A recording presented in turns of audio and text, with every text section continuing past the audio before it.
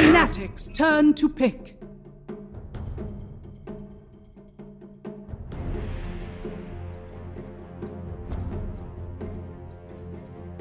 Hero first, or they can get something that can flex around with, so that they can keep ISS heroes or Moon's hero in secret first. And there's a Timber still available. Yep. I think you go against 5 seconds Void remaining. and you just need kind of strong laners, especially when they're playing in the Ench lane, or some heroes that can clear out the creeps. We've talked about this. Winter Wyvern is one of those examples that Fnatic does play in both the off lane and in the support. I'm just wondering if Fnatic wants to bring back the Shaker Morph combo as well, because AA is obviously banned out, one of the strongest counter to Morphling, and also Shaker is still in the pool now. Yeah, Fnatic also plays the Chen. Oh yeah? Yep. So we 100% Chen win TNC rate for Predators Japs. This statistic was back when it was still group stage, but Fnatic is going back to the Trend Protector.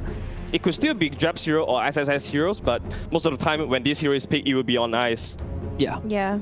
You also have this Tiny, right? DJ does play the Tiny, Moon also plays the Tiny. I think Moon is the only player to play Tiny, to bring back the Tiny core with the Echo Saber in the playoffs. The right click against Neon Esports. Yeah. But Neon Esports in the group stage, but you know, he played that. Yeah, but Moon always loves to go for DPS heroes on this magical hero. Like another example is the Lina. Oh yeah. He's one of the player that will go for the DPS build on Lina and really make it work, especially when it comes to the late game. So that possibility is definitely there. And TNC is still not going to reveal the potential Clinks yet, but they are going back to the Phoenix. I was just suggesting the Clinks. I wasn't saying they were going to pick the Clinks. I mean, this is TNC style, right? It could be the potential, right? Yeah. It could be the potential cheese, right? I mean, TNC loves their Phoenix a lot. We always see this Phoenix, and we've seen KP play the Void Spirit, I think, in 2 of his games, in 2 of the games across this entire league, and his Void Spirit has also been super amazing. But with this Phoenix Phoenix and support, not the best support duo, not... I don't know, but it's lane dominant, right? I think TNC can live with this, but Fnatic with the Snapfire, instant response to break this egg. TNC Predators turn. Yeah, now you talk about it, this looks like an Enchantress core. I think there's a high possibility for it, because look at TNC's ban, they banned out the Puck, Ember. This is setting up for Void Spirit to be a core, so probably going to be Amel on the Void Spirit on mid, and you don't want to have a Phoenix plus Enchantress duo as well. It doesn't give you early aggression, doesn't give you any ganking ability as well, unless you really use this, unless the Enchantress can use the summon units to perfection. Yeah. But I really don't like them as a duo together right now, especially when Fnatic has the Leader Shadow on Snapfire to counter that 8. It's a little difficult now because they do have a combo with the Phoenix. We've got the Faceless Void revealed for TNC. Yeah. So they've got a way to somewhat protect the Phoenix egg, but they've also got set up for this Phoenix egg, right? You go for the Chronosphere, then you go for the Supernova right next to the Chronosphere. It's really hard to get out of that after the Chronosphere duration. So we've got some team fight for TNC. But there's something a little bit interesting with their lineup. They've got this really good ulti hard lockdown, but they don't have lane rotation lockdowns. They're only running this Enchantress so far. And Phoenix, the only lockdown you have a Supernova. Yeah, so everything actually comes down to the Void Spirit. He has to rely on his early rotation, and those have to work as well. And until he gets the U Scepter, everything should be a bit easy. But Fnatic's lineup, they're super fast in the early game. Tiny rotation, Snapfire on the lane, and of course, Trend Protector has always been one of the stronger hero on lane. Yeah, I think TNC Predator right now, if that Ench is going to be a core and they are looking for support, I think, I don't know, Pango support still seems okay. TNC love to run the Pango support to protect this egg. If they are looking for an offlaner, there's also the Mars as well. TNC Predator being one of the teams that plays that Mars. Centaur is also not too bad, but AP doesn't play too much of that. Brewmaster got a lot of buff. And yeah, Brewmaster got... Entire Primal Spring got buffed, all the 3 pandas. Yeah. This is the KP special as well. Yeah. Do you think they could fit the Panda into this lineup though? There's also the Doom for them. I think the Doom is also, you know, it's also an RML/KP hero that TNC Predator can look at. I think they also play the Doom support, if I'm not mistaken, on Tim's. Fnatic, they banned the Evoker, so they're expecting TNC to run this mid laner last. So the TNC, they have this Kunkka as well on the back of their head, on the back of their mind. it is a 5 big possibility, seconds but remaining. Even Invoker is being banned. yeah, but I think right now, one small detail about Snapfire is that she's even better against right clickers because of the scatter blast change. 100 flat attack speed reduction. You're not hitting the Snapfire. Yeah. It makes him really good on lane. So right now, any support that wants to go up and try to trade hit with them, you get scatter blast, you can just get the hell out. You don't want to be trading against this Snapfire. Yeah. Right. Yeah. There's the Kunkka eliminated. So it looks like TNC didn't want the Kunkka themselves.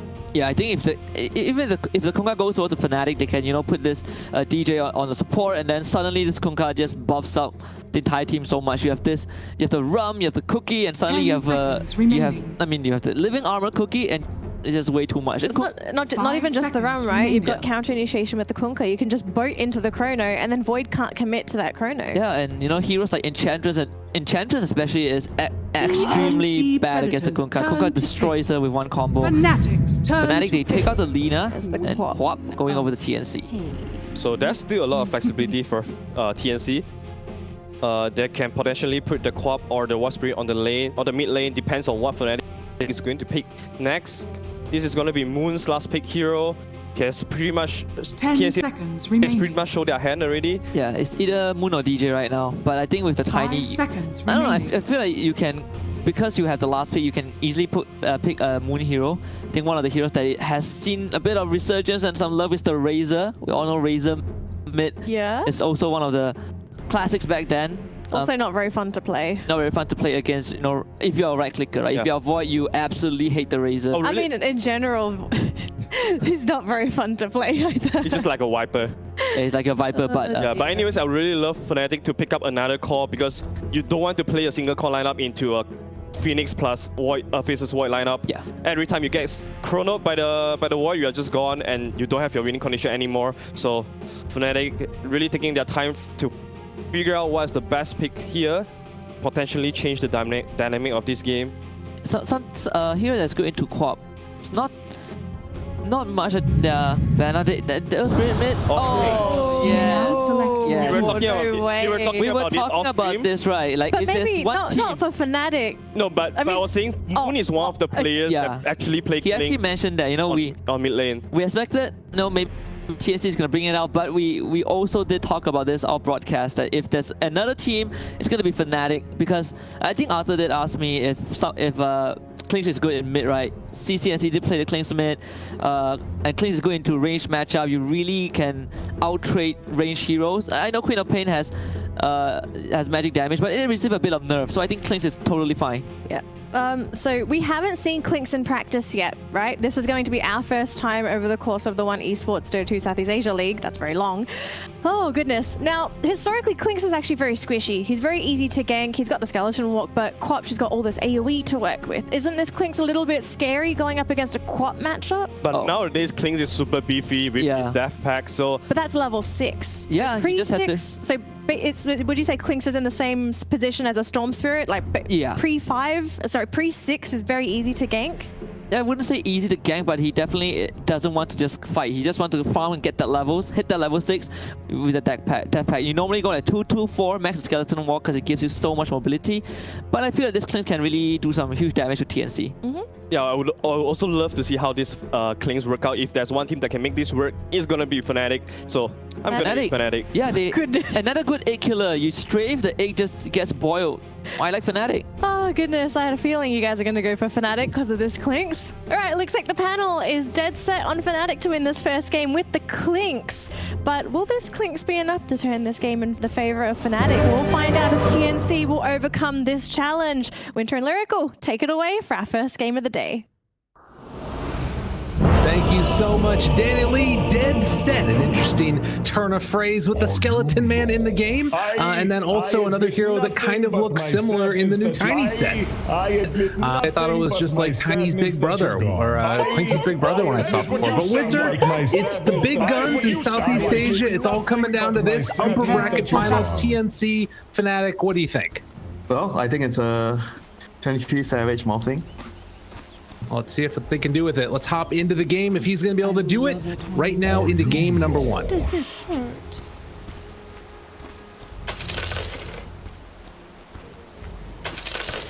I admit nothing but my sadness that you're gone. I admit nothing but my sadness that you're gone. So Winter, I want to explore that idea you just said. 23 Savage Morphling, a hero he came to prominence on, but also a hero that can be very volatile. And recently he has been struggling a little bit in this league. Good, bad, what do you think? Is that you're saying you like it, the 23 Savage Morph, I'm assuming? March. It's in trouble. Uh-oh. Oh no, is it starting already? The battle, the beatdown. I was not ready for there to already be action in this game, but I guess I should have kind of expected it, considering the way that these two teams face off against each other. But won't be a kill there. I guess it's not that bad skilling the Nature's Attendants, and you could see the change, right? It heals a little bit faster, I think, compared to before because of the interval. So I guess that's kind of like a buff in some ways, but the total amount of heal doesn't change, right? Yeah, I believe so. It just heals like faster. Like there's a extra tick for every second. Before it's 1 tick per 1 second. Now the tick is changed to 0.5 seconds. All right, I think it's better against damage over time spells because you don't have to worry about like dropping down below that death threshold. Oh yeah, that's true. It's better against those spells. But go back to the Savage Morphling. This is the hero that he sort of was known for a long time, and definitely knows how to play it well. You're washed up. It's a pretty good game of Morphling. Like Void is a decent counter, but generally you should be able to react and get your strength more off from the corner against the Chronosphere, and they have living armor to protect him. So I think he's in a pretty good game to solo carry this as a Morphling. All he needs to do is get a good laning phase, and he has a Treant on his lane. So more than likely he's gonna be able to farm, and he's against a Void Spirit, not the hardest of lanes for him. Yeah, it's interesting. When we saw the tree come out, I was expecting this just to be the Ice tree again. But I guess based upon the way that the draft worked out, and they ended up going for that last pick Clinks, they wanted to change things around. This is the thing you should notice about Fnatic. Their position 5 and offlane has a few overlapping heroes. Snapfire, Treant, and Chen. Both Jabs and Ice play the same heroes. And it's even Phoenix to a certain extent, Phoenix and Winter Wyvern. So whenever they draft and they open this kind of heroes that look like a support initially or look like an offlane initially, there is still room for adjustments during the draft for them. One of the reasons that they're so deadly in the draft for sure. But it did end up sort of transitioning afterwards. And, the thing that I was thinking through my head was like, okay, oftentimes they do it to buy space for this late game carry. But then once they saw maybe that Faceless Void and the Phoenix combo together, like, all right, maybe we actually can't out carry them with what's left in the pool, and they decided to switch it up. Or maybe it was the plan all along, who knows? But Clinks is being played out in the mid lane. I think it's mostly because of the lane matchup. I think they feel like if we do a Treant against Void, you can't really pressure him, and you're not gonna do so well in the lane, so it's hard for the Treant. And on a support role, he could still defend and delay the towers when you get your levels on the living armor. So they choose to put the Snapfire against the Void. Oh my god. Dude, we've got the whole slew of voice lines coming from Aghanim Scepter. Should be noted, it looks like most of them have either only gotten to the 2nd level, which is the admit nothing but my sadness that you're gone, or they just like that line a lot. And then big old man Mr. KP himself has beaten the highest level one, having the Bok voice line. So kind of interesting little lore background there, maybe seeing what these teams have been spending their time on instead of practicing for the tournament. Who knows? But, the game mode's really good. Why do you even need to practice for the tournament? Just need to play some pubs, Yeah, or some Aghanims. So there was a mini patch today, right? I think the only hero that got affected from the patch today is Clinks. I mean, in this game. Right. Sort of rebalance all his spells actually. It all stays somewhat the same in terms of the way that they function. Yeah, just a slight numbers nerf. Do you kind of agree with the need? Have you seen much Clinks in your pubs at all? I haven't played since the new patch. Not even one game. I was just watching games, so I don't know. But I realized that Klings has been fairly picked a lot because of the buffs. And we'll see if it ends up working for them here in this game. So far, doing pretty good across the lanes, it looks like, for TNC. Yeah. Fnatic, only Ice that's having a really good time. Klings is, he's having an okay time. Yeah. Hop denied 10 creeps almost. I mean, the CS is almost the same, the ones that they last hit. But the denies is a huge difference, and Phoenix is here with the dust. Okay, he's there. And then, quick little jump out there. Oh, he's actually dodging all the range attacks. And they might be able to get something on the backside with the toss back. Nah, don't want to do it. And very, very nice rotation from teams there, realizing there was kill potential, and bombing rune just in time for the runes. Perfect. Well done. And it's a regen rune from DJ instead that ends up getting it. So in spite of the gank, Fnatic's still able to make it work. Thought about diving there to mess with the Phoenix a little bit more, but thinks better of it. Man, can you imagine if Armel would have gotten that? GG. It's literally GG. The lane is over for the Klings. Well, was not the case, then it is just going to be the rotation back towards bottom. Actually going to spend 2 wards on this bottom rune spot and potential gankable spot as well. Okay, he placed... Oh no, one is expiring. That's why he placed the one on the high ground. Yeah. So bounty wins soon. And you see the Void is... He's getting... Oh, maybe dead. Well, yeah, Scatter Blast. No, he didn't have mana. Yeah, no mana. Oh, that would have been a kill. I mean, you see, that's why they wanted to have the Snapfire down here instead of the Treant. Because there is a lot more kill potential compared to a tiny plus Treant lane. Yeah. I remember when I was watching this hero first coming out, and Ice was the only one that was playing it in the off lane for a little while then. He's like a Darkseer. You're a Darkseer player. You clear waves as Snapfire, and you buy team items. If he just does the same thing as Darkseer, and you're good in the team fights. The thing that was interesting though is that when he first started playing it, he was maxing Little Shredder because the damage that was higher level. That was OP initially. Yeah. But sadly, it is all back to basically just support role, and 23 Savage gonna get rooted there. Jabs backing away afterwards. They don't have any chance to kill him.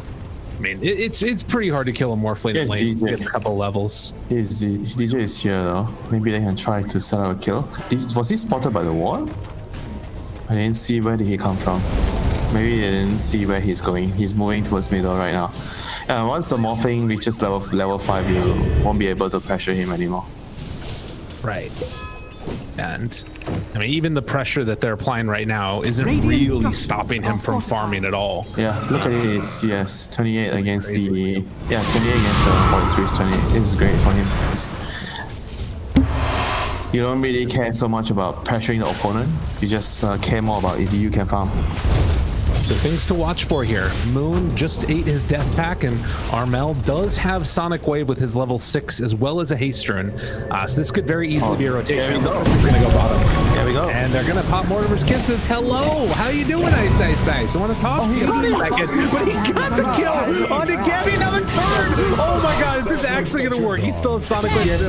Armel does not want to use it. He was one mana short of the Scatter Blast. He would have actually killed the Phoenix too. That was crazy. Ice in a nutshell for you, ladies and gentlemen. Radiant's middle tower is under attack. The most annoying offlaner, I swear, this guy. So right now, they didn't need to use the Sonic Wave, so he still has it, but he just needs to maybe pick up a rune later or have a support refill his bottle. Does have his treads also if he wants to bring them out to himself afterwards. 30 seconds until the next rune. He might just wait till then because he does have at least a ward down bottom, so he should be able to outmaneuver anybody. And Moon in the meantime, death packs another creep, and he's going to head over towards the mid lane while DJ, or rather top lane, while DJ heads. Hey, he really likes to play this hero. He's been trying this hero for a pretty long time. DJ or Moon? Moon on Klings. Even like 2 years ago, he was every now and then he would ask this hero to be picked for him. Regeneration. Oh, that's crucial. He gets the regen. That's very, very crucial. So the Queen of Pain misses out on the second rune. He's gonna TP bot again. Does he have enough mana for his combo? Oh, he's One spell, pretty yeah. low. Clarion on him. Going. Chrono gonna land. Did he get the strength up though? He did. Sonic Wave is out. It's not enough. 23 Savage is gone. Yeah. That is both ultis used. Oof. That sucks. That really, really sucks. And now Dire's gonna be happy farming the whole map, Radiant's pressuring. middle tower is under attack. They're still chasing. Warning shots. Those are warning shots, game. Don't you come near the tower. Don't you come Radiant's near the bottom tower. is under I attack. dare you. They're still pressure this one. They're coming near the tower now, though. Jump forward, waveform, and March is done. Now DJ catching the Birdman, Mr. Tim's on his way Dire's out. middle tower is Things under going attack. all kinds of good for Radiant's Fnatic bottom over the last tower couple is of under minutes. attack. One stone, two bird. They did it. So right now the Klings is moving top. He has his They stack. find jabs. That pack. KP on him, still chasing. He gets the heal onto himself. Radiant's Jab bottom still tower trying to is walk under away and attack. buy whatever time he can. He's They were able to fine. kill the Clave. Yeah. It's fine. Void has no Radiant's chrono. bottom He's like a tower creep is right fallen. now. Fine, yeah. Wow, that's a lot. Holy shit, that's a lot of damage. You're no joke. I was like, what, 500 right click damage? 600? Yeah, and He has no items to Wraith Bands. He has 2 Wraith Bands. Okay, fine, he has a broom handle. Slight extra damage. yeah, man, that broom handle. Look out for it. Radiant's It's middle dangerous. tower is under attack. Bounty But roots. yeah, 10-minute mark now. They're gonna throw a little bit of a bounty as well onto the Faceless Void. Meanwhile, Ice is able to pick up a DD rune. Dire's top tower is under There, a attack. lot of Ancients being taken out now by 23 Savage in the meantime. Yeah, let's look at what they're doing. Jabs is delaying. Everyone else is farming. One person is delaying the enemy team, and everyone else is just trying to farm. Oh no, Snap decides to go top. He has his ultimate ready right now. Trin has level 6. Yeah, 1 CS away. He's 1 creep away from level 6. Then he can set up for the Snap Fire ulti. Oh my god, they're gonna pull up KP. Oh, Who do they're they gonna get find? There's a lot of people that they can go on. KP is there. They pop it maybe a bit too early, and they're not gonna hit it Nah, because they didn't have the mana. Yeah, the Trin didn't have mana because he cast his new ones. Alright, maybe should have saved more mana for That that. is what you sound They like. might have been able to kill one of the heroes at least. And mid lane, Queen of Pain is here again. Chronosphere. And a jump on the moon. They got him caught. Seeing if they can bring him down. Do they have quite enough damage? Large size on the inside, and he just gets out another rotation from the Queen of Pain, and Chrono used and no kill. Oh, this is rough. This is really rough. The morphing is just like, whoa, guys, thank you so much for the space. I will make sure I carry the game. He's been okay. Oh my god. But he was actually so good. You see, he was farming in front of the corp, right? And he intentionally swapped agility to bait him, and then he swapped strength right away. And the corp thought he had a chance to snipe him. What a freaking play. 72 CS right now on this 4-point at 11 minutes. A lot of those are Ancients. They're going to jump forward, kill KP. Man, this It is is falling apart. like a huge morale victory, all the last few engages. A Radiant's morale middle booster. tower is under You attack. taunt them and you taunt them and you kill them. Structures are fortified. This is the thing, though, is that, like, you still have a Faceless Void in the late game, but I feel like the Quap is just not really able to get enough done right now. Armel is not really having the game he wants. And, in fact, if he goes down right here, okay. Tim's was there, so they didn't want to go for it. But, yeah, I'm just worried about this Queen of Pain. She's still pretty rich though, to be honest. Yeah. Look at her net worth. I don't think she's doing that badly. Like, imagine those rotations have worked, she would be like at least 5k net worth right now. Dire's middle tower Right. is under attack. I guess I'm just thinking, like, isn't this normally the point where you would be, like, wanting to move around and find kills and be, like, the strongest hero in the map? It's very, very hard because of when you miss kills with the Sonic Wave. Yeah. You don't really snowball hard enough as core, so your power spike is slowed down a lot. Dire's middle tower Like this hero under is attack. a hero that relies a lot on rotations being successful, so you snowball ahead in terms of XP, you get higher level, you get more items faster, and you help the other heroes snowball as well. Dire's So right now, top tower Fnatic is just under very attack. happy keeping the map in half right now. The Trent is constantly defending the dangerous lane, Morphing is farming the safest area of the map. And now he's gonna try to claim the middle tier 1. This is the most important tier 1 of the game, the middle tier 1. We'll see if they can finish it off here. Radiant's There's middle not a whole tower lot is to try and under defend attack. against it. Chrono is back up again in Dire's top 8 tower is seconds. under attack. Tim's is nearby. Radiant's middle nice. tower This has is down. fallen. They're taking over the jungle as well. Yeah, I'm wondering, what do you think the Clinks' role is going to be in this game, though? Is he just sort of there to Roam. kind of pump damage, just roam? Roam around, give space, because everyone else wants to farm. Snapfire wants to hit creeps, Trium wants to hit creeps, get his meme hammer, get his dagger, whatever it is. Tiny wants his blink. So Klinks is the support in some ways. He's there to just walk around. Even if you look at his score, right? He's involved in 0 kills, and he has done nothing so far. But in the hindsight, he's actually given a lot of space to the other heroes because he's moving around. He's giving a lot of information. Oh, this guy is here. He sees someone. He scouts someone here. He scouts someone's there, and everyone else on the other side of the map feels safe to farm. And now, TNC is gonna smoke. They run into DJ. Ice is trying to back away. It does look like the 4 heroes they are going to be able to bring down the Tiny. Snapfire gets out. That's a very good move by DJ. He was standing here. Ice is standing on the further right. You know, Radiant's middle they would have tower wanted to is get under Ice. attack.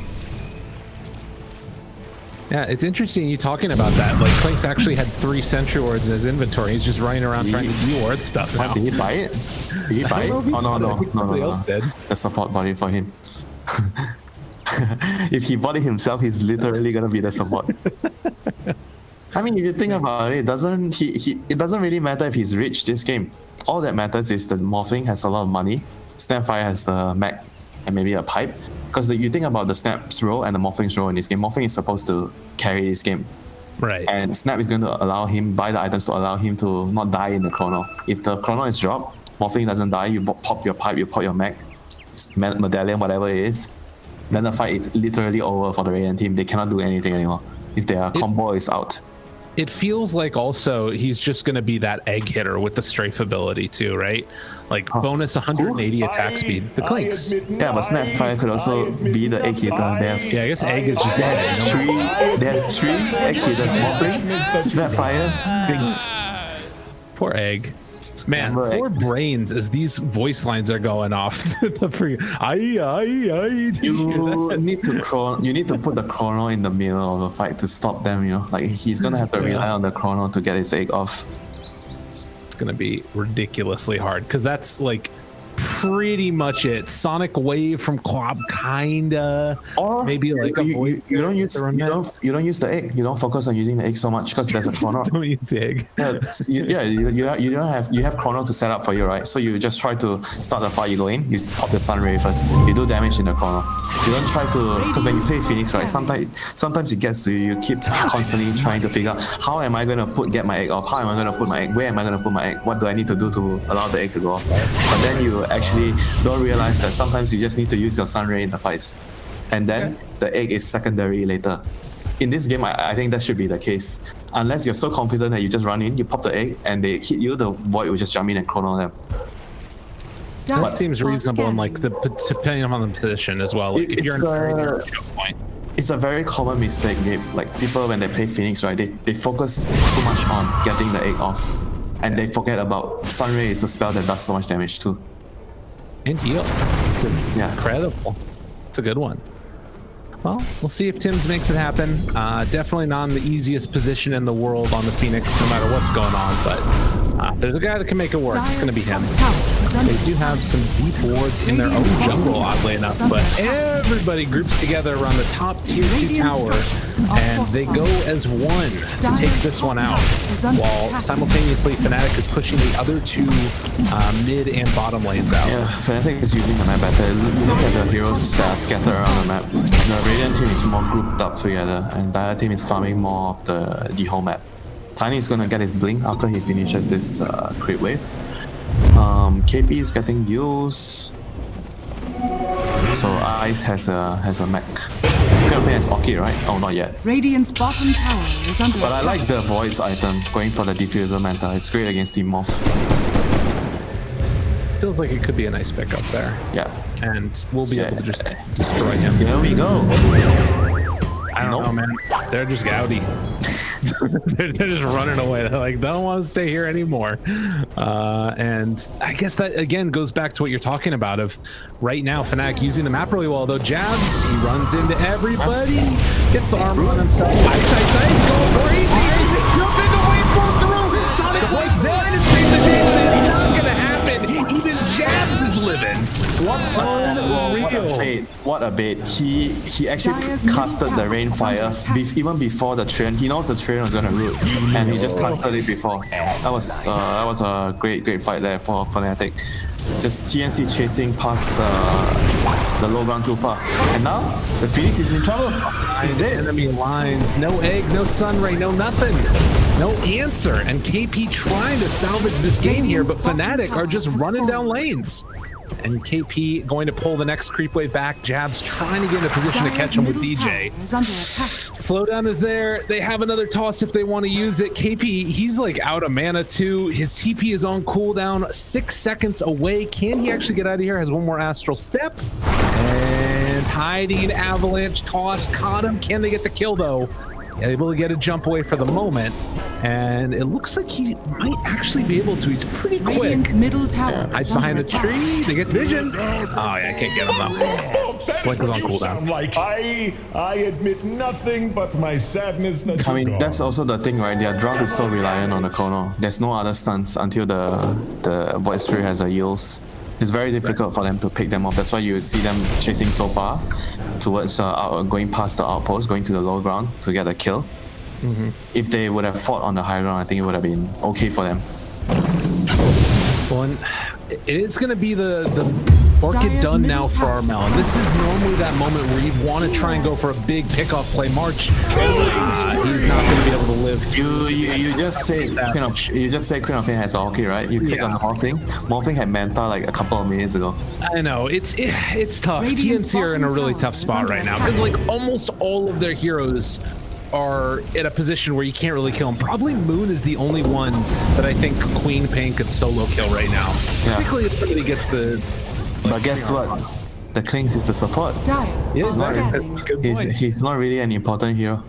The only guy that you want to kill is the Morphling. Dire scanning. They realize Gabby's up there. They're going to blow up one. March trying to keep him alive. He's thrown out some impetus shots. They jump in. Sonic Blade out there afterwards. Chrono, it's pretty good. But can they bring him down? And now the Sonic Blade to run the hell away. They're all rooted. They're all dying. Gabby gets away. Just barely. Now trying to see if they can escape any further. They fall back on him. No, he got that crop in the Chrono. Radiant's top tower. That was rough. And thank you very much, Saves Eyes. It's good to have a Chronosphere on his team. Jeez, that is a tough one. Not gonna lie. 20-minute mark, 8,000 gold lead for Fnatic right now. And oh, hello, runs into KP. Throws down a little shredder. Is going to be taunted back the other way. Has Ice gone a bit too far? Has he gone a bit too crazy? Maybe not. The team is coming in to help him. They pop the supernova, trying to hit it, trying to bring it down. Ice is going to fall, but they're able to get 2 in return at the very least. Gabby trying to salvage something here, trying to make it happen. He's dodging, he's jumping. Manta backing away, has another time walk in a second. Gabby is going to be able to back away from Dagger's ready. Dagger's ready. DJ, oh, he's got him in his sights, trying to find him. Another hop out. Gabby chase. They have another adaptive strike. The damage is there, and they will find the kill. And they continue the beatdown. Man, DJ has been in such good position consistently. By the way, he's not done. He finds another one. March is there as well. My man has Tranquil Boots and 2 wind laces. That is what DJ is doing on Tiny. It's just all about the movement. What? Radiant's middle tower is under attack. No way, stacks, right? Am I crazy? Structures I are don't know. fortified. He's got him. No, it says it doesn't stack. It's because he's got the Dual Scepter, or maybe Oh, he okay. just sold it. No, he just sold it. He sold his win links. He accidentally bought 2 win Radiant's links. middle tower has fallen. Armel, in the meantime, up top, being chased down by Ice, will manage to get the blink away. DJ couldn't get there in time. I mean, if it stacks, I'm definitely getting 2 or 3 every game. You know those empty slots you have as a support? Win lace. I think DJ just had so much gold that he was able to, like, you know, click it a bunch of times Radiant and it accidentally bought 2 or something. Didn't you know? Good things come in pairs. That's right. Double the flavor, double the fun. That was another little jingle. Coming in. Mid. Gabby. Oh, danger. They're gonna back out. Nice smoke. Kings wants to eat a creep before he moves. Ice just got Guardian Greaves now. On who? Oh, Ice. Okay, good luck killing anyone. Oh, he didn't finish the pipe? Okay, that was strange. I thought he would finish the pipe. The first one opens up onto March, who has just been dead time and again. Ice jumps away, still looking for the follow-up. They get the time dilation on the KP. Oh, that one feels bad. Sonic Wave afterwards. Jab's really looted. In some trouble. Got the overgrowth off, though. Now Moon trying to do whatever damage he possibly can. They're going to bring down the egg. Maybe no, it doesn't break it down. Oh, they finally end up finishing it right towards the end. And with that 3 dead, is looking further and further into the favor of Fnatic as KP is going to get beaten down by 23 Savage. Easy as pie. Right, this game is over. Smurfing is now that they get Roshan. Alright. I mean, at this point, even if he gets a 3-man chrono, I think it's still hard to win the fight. They don't have enough damage because the Starfire has too much sustain. I was thinking he would have actually finished the pipe first because there's so much magic damage. Oh, but I guess the Orchid is the main thought here, so he doesn't get it. Yeah, that's true. That's true. There's a value for the cleanse this game or the dispel. Well, the game looking firmly in the hands of Fnatic unless something changes drastically. But at this point, 23 Savage is 5,000. He doesn't give a damn. That man is insane. KP gets hit by the Mortimer's kisses. They just have to run away. That's an E-Blade, and Radiant's that was top Armel. tower is under That was attack. 1v5. That was what it was. But he was alone, he saw 4 heroes in front of him, and he waited for me. Radiant's top tower has fallen. Wait, there's 5 heroes for me to kill here? Why not? It's got the Aegis, and March is just gone again. Poor March. Oh, playing that Enchantress hurts against the shotgun build. Radiant's And they have top tower already has taken fallen. the tier 3 tower. They're moving over to the racks, taking that one next as well. Dude, when you say that, I feel like right now it's even harder for the supports. You can't buy braces, you know, to have that small magic resist to allow you to survive. You can only get the cloak. Well, 17,000 goal lead. I am struggling to see. I mean, but again, this is part of the reason why TNC is such a good team. Is even in these games where it looks like all hope is lost, there's been times where they've been able to pull it back. But usually that doesn't happen against Fnatic. Usually one of these teams is able to just run away with it, it feels like. And it's kind of feeling like it's Fnatic's game this time.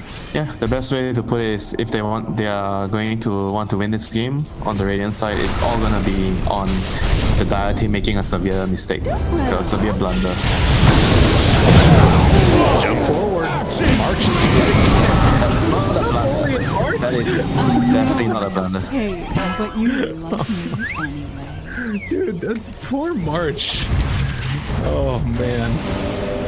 He actually switched into the Quap. He still got him here for a second. I mean, So what can you do as an edge this game? Nothing. Yeah, no, there's not a thing you can do. If the game is at this point, you can do nothing. You want to be able to buy a hood, but then his team's like, yo, get us some medallions, so that way, if we win a fight, we can get Roche. They can't jump forward. The initiation coming from 23 Savage, waiting for him afterwards, trying to turn this if at all possible. But the artillery fire from downtown is just too much to handle. The building is dead, and although no heroes died, it's still like it could happen in an instant. Pulls him in, taunted, silence. Doesn't have Manta for the moment, but still has the HSM. Now that is more than enough to keep him surviving. Oh, time dilation. It hurts. It hurts a lot. Walk uphill again, get the building taken down, and continue the destruction. I like how everyone's standing on Fnatic. Everyone's just behind the ball. DJ jumps in to find the kill, goes after afterwards, taunts, cookies, pulls it back in, Sonic Wave, doing literally no damage. He wave pulls into the tunnel, but I don't know if they can kill him off in time. They're still bringing down the timing, but they can't bring down the Morphle who has the Aegis afterwards. So far, they've had to buy back on 2. Can they get any more? Trying to turn and get out of here for the moment. That's Aegis down.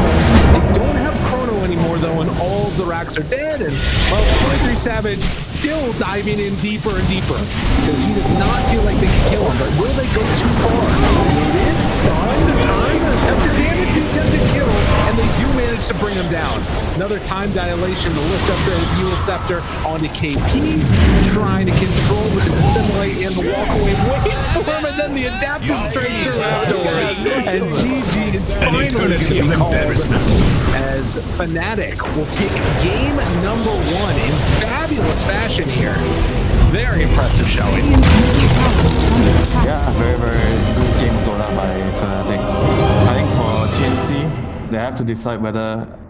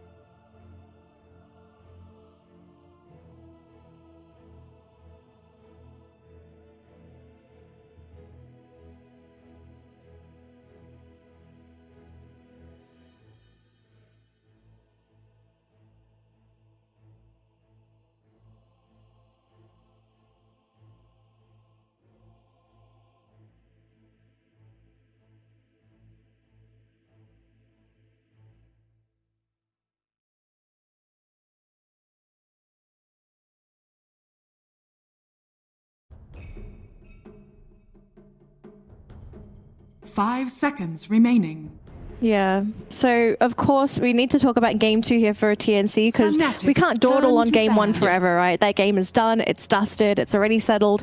So what can we look forward to for TNC in this next match? Of course, Arthur playing a TNC style, right? Wanting to go for that aggression, heroes that they're good at. But is there anything else that you feel like TNC might be able to pull out? Is it just cheese time? Maybe you really want to go back to your most comfortable pick, the IO Gyro from TNC.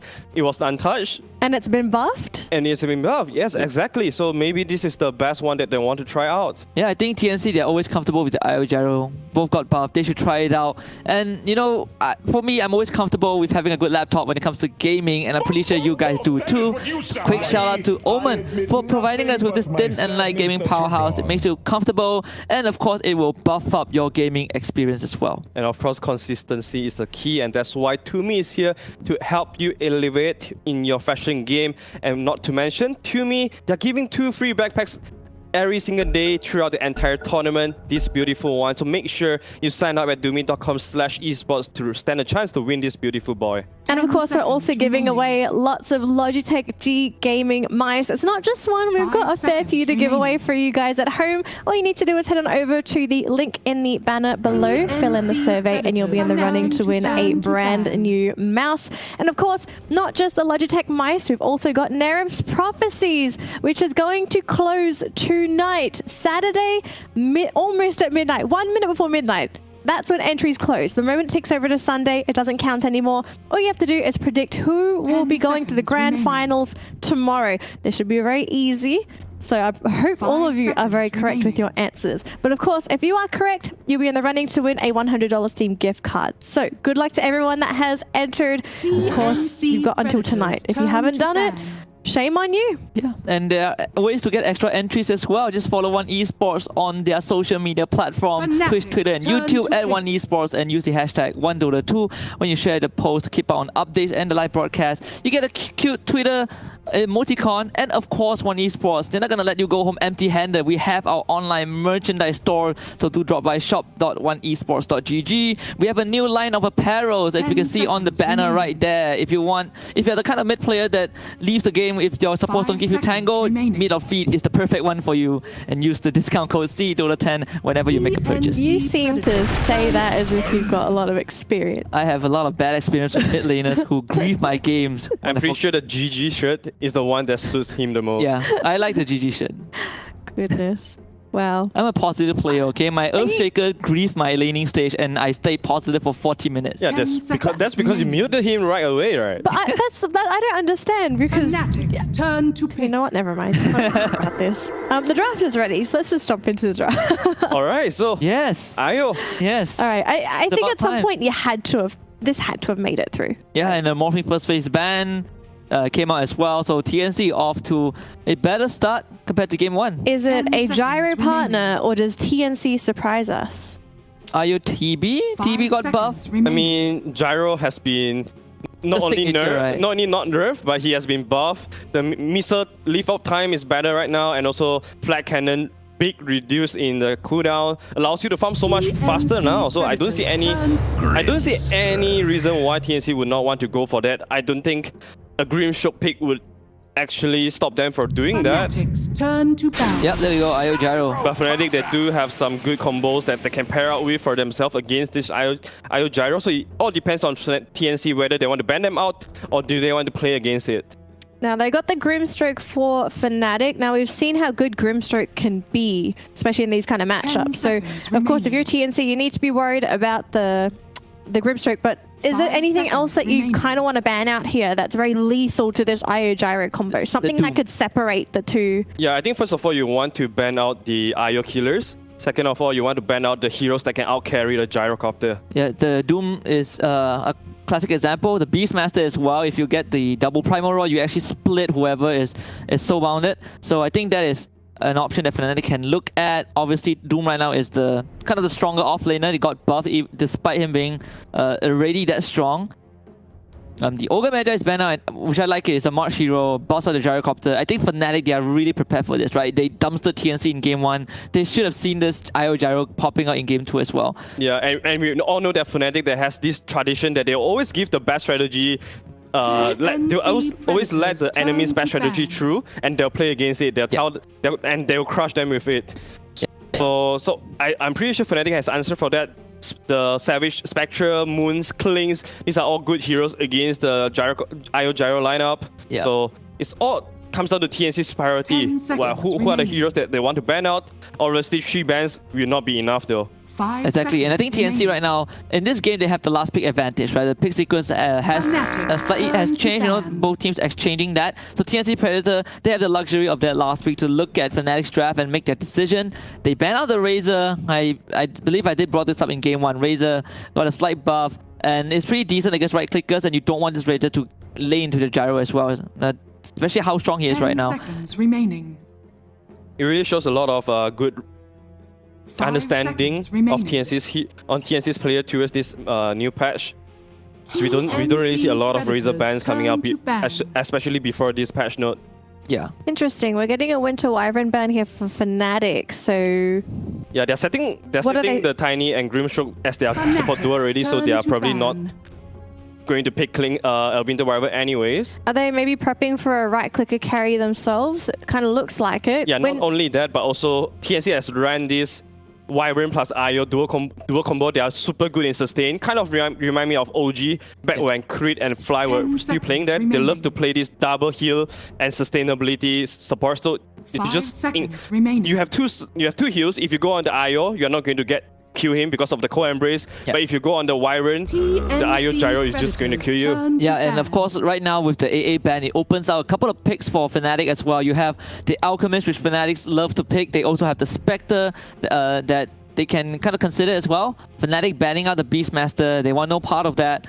If you're TNC, would you just ban the Alchemist here, or would you challenge Fnatic to get the Alchemist? I think you can challenge the Alchemist pick right now. You have 3 picks to kind of set up for that, to prepare for that, honestly, without having to look at the Alchemist pick. And when it comes late game, Gyro always outcarries the Alchemist. And that has been the case since, I don't know, the release of Gyrocopter. So Alchemist is not too big of a worry as long as TNC can guarantee that they survive the first 30 minutes. Yeah, that's very true. Also, another thing is that TNC, they probably wants to look for heroes that can run out their draft themselves, because you have already gotten yourself this clear winning condition. IO Gyro, you want to be playing around your 2 winning condition, but not to counter your enemies too much. So there's the Doom, so I guess that's the deny pick from Fnatic too, just to make sure they don't have to worry about the Doom. TNC loves the Doom a lot. I think Fnatic, I'm not sure if this pick is good for them, you know, to round out the final few picks of the draft. Correct me if I'm wrong, but I'm kind of feeling the Bloodseeker for Fnatic as well. Bloodseeker? Yeah. So how would the Bloodseeker kind of fit in here? I mean, the most classic combination is Soulbind Rupture, and of course, if you rupture like the Gyro or IO and you have the Soulbind on them, it's pretty easy to kind of get on top of them, because if they stick together, your Blood Right is strong, your new Blood Rage is strong, you have the Tiny to displace rupture targets. I know it's a tall order, right? It's all about execution. Yeah, I love the idea. It's just that when we think about this Bloodseeker with the new changes, you want your teammate to be dealing a lot of magic bursts. You want your enemy to die fast. Yeah. But looking at TNC's draft, they have IO with the sustain. Gyro is not going to die fast. It's also not going to die fast, so... I'm a bit skeptical about the Rupture combo for IO Gyro, because they kind of just want to stand there and right-click, so I'm not sure if the Rupture is effective on those two. Maybe on the Doom, but... Yeah, it's a kind of a tall order. Yeah, I agree. But DJ Rubik out of the bag once more. We've seen DJ saving the game when Fnatic almost fell 2-0 to Neon. Yeah, we always talk about this big combination with the Soulbind, but actually, if you can pair Soulbind with some small spells like the Telekinesis, it's always going to be very useful and reliable as well. It's just that Rubik, looking at TNC's draft, I don't know if you have a lot of good spells to steal aside from the Doom. And TNC, they have tasks to immediately run into your face right now. I do believe this might be a pretty hard game for Rubik to really shine, but... You know, this is DJ's Rubik, the Dollar Jesus himself. I mean, he managed to catch that amazing Sunder the other day, right? I'm very sure we got a lot of expectations for his Rubik. Yeah, and I think the Tusker is a great pick for TNC right now, because if you get so bounded, you have the Tusker Snowball to save whoever is linked together. So TNC might be defensive, but you know, Ice Timber makes it through the draft. Yeah, this is such a good pick, not only because Ice Timber is the best in Southeast Asia. Also because they desperately need heroes that can protect their backline too. Rubik, Grimshaw, these are two heroes that always want to sit at the backline and try to be not too proactive. You want to be reactory. So you have this Timber Sword to always be the protection in the front line to making sure that you can do your spell cast more easily. Yeah. He might be the primary target for the Dooms now. You can't simply just Doom what 23 Savage is playing anymore. If Ice is causing a lot of damage in these team fights, then all of a sudden 23 Savage might be free to fight. And even Moon's tiny, right? You kind of... There's only one Doom, and you can only Doom one person. Oh yeah. So all of a sudden you have to diverge your attention. Wait, so who's the priority Doom target now? I think you really want to doom the Gyro killer or the IO killer, because looking at TNC's draft right now, they all really want to play around IO and Gyro. You don't really want to go around chasing, because IO Gyro are not good at doing that. You want to stand still and stand in your ground and deal damage. So anyone who poses a threat to killing IO or the Gyro will be doomed by KP. I think early on it's most likely going to be Moon and Ice. 23 Savage probably going to be off the map for the first 25 minutes, right? Yeah. But then so when we go into the late game, I guess we're going to have to wait for these last picks, but late game, how much of an issue is this Tiny and Timbersaw going to be? Like, do you want to just go ultra late if you're TNC? Not really. I think Tiny Timber, you really want to shine at the 20-minute marks, especially when you get your basic items, like the Tiny Dagger or Timber Sword, any sustain item, and you want to just go. Yeah, I think if you're TNC, you're fine with going late. You always have this Gyro. We've seen Gyro as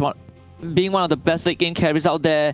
If things go wrong, get a Divine Rapier, and suddenly you just need that one big fight to come back into the game. And of course, they ban out the TB. One of the choices that Fnatic can go with, that can stand up to the Gyro, is not there anymore. But I like Fnatic's ban as well. They banned the Pugner and Necrophos. These two good heroes that can really, Is this prepping for the PA coming up from Fnatic? Yeah. You all know Savage loves the PA aside of a lot of other heroes. PA is also a very good Gyrocopter IO killer too. With all the crits coming in, you are not able to sustain through that if he really gets the Iron God on. Oh, here's the Wraith King. We've seen this 23 Savage Wraith King.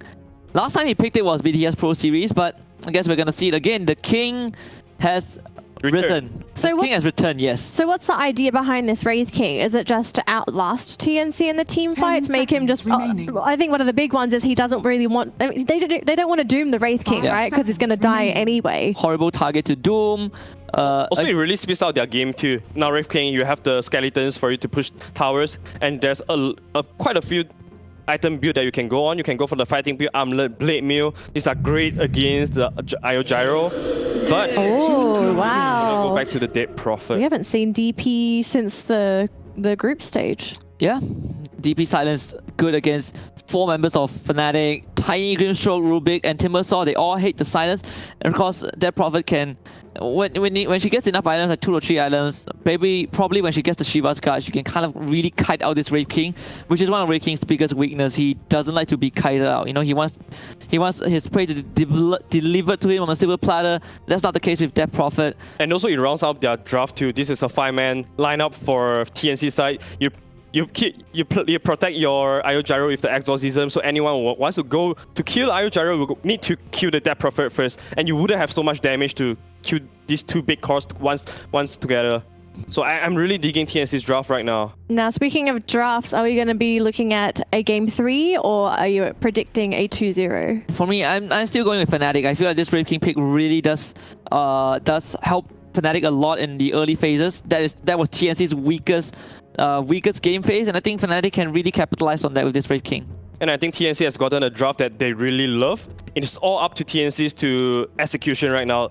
If we always say 30 minutes mark is the most sloppiest mark for TNC, if they don't do that this game, I believe they'll have a big chance of winning this. All right, gentlemen, thank you for breaking down the draft. We're going to jump into Game 2 between Fnatic versus TNC. It's do or die time. Will TNC survive and pull this to a Game 3? We're about to find out. Winter and Lyrical, take it away for Game 2.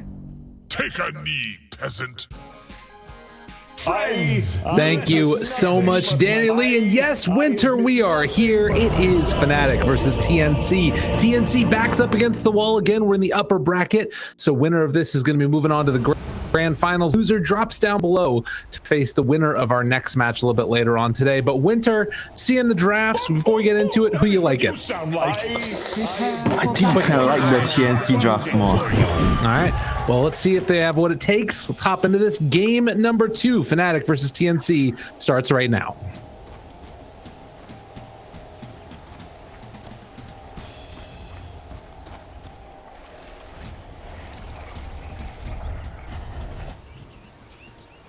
You should have known better.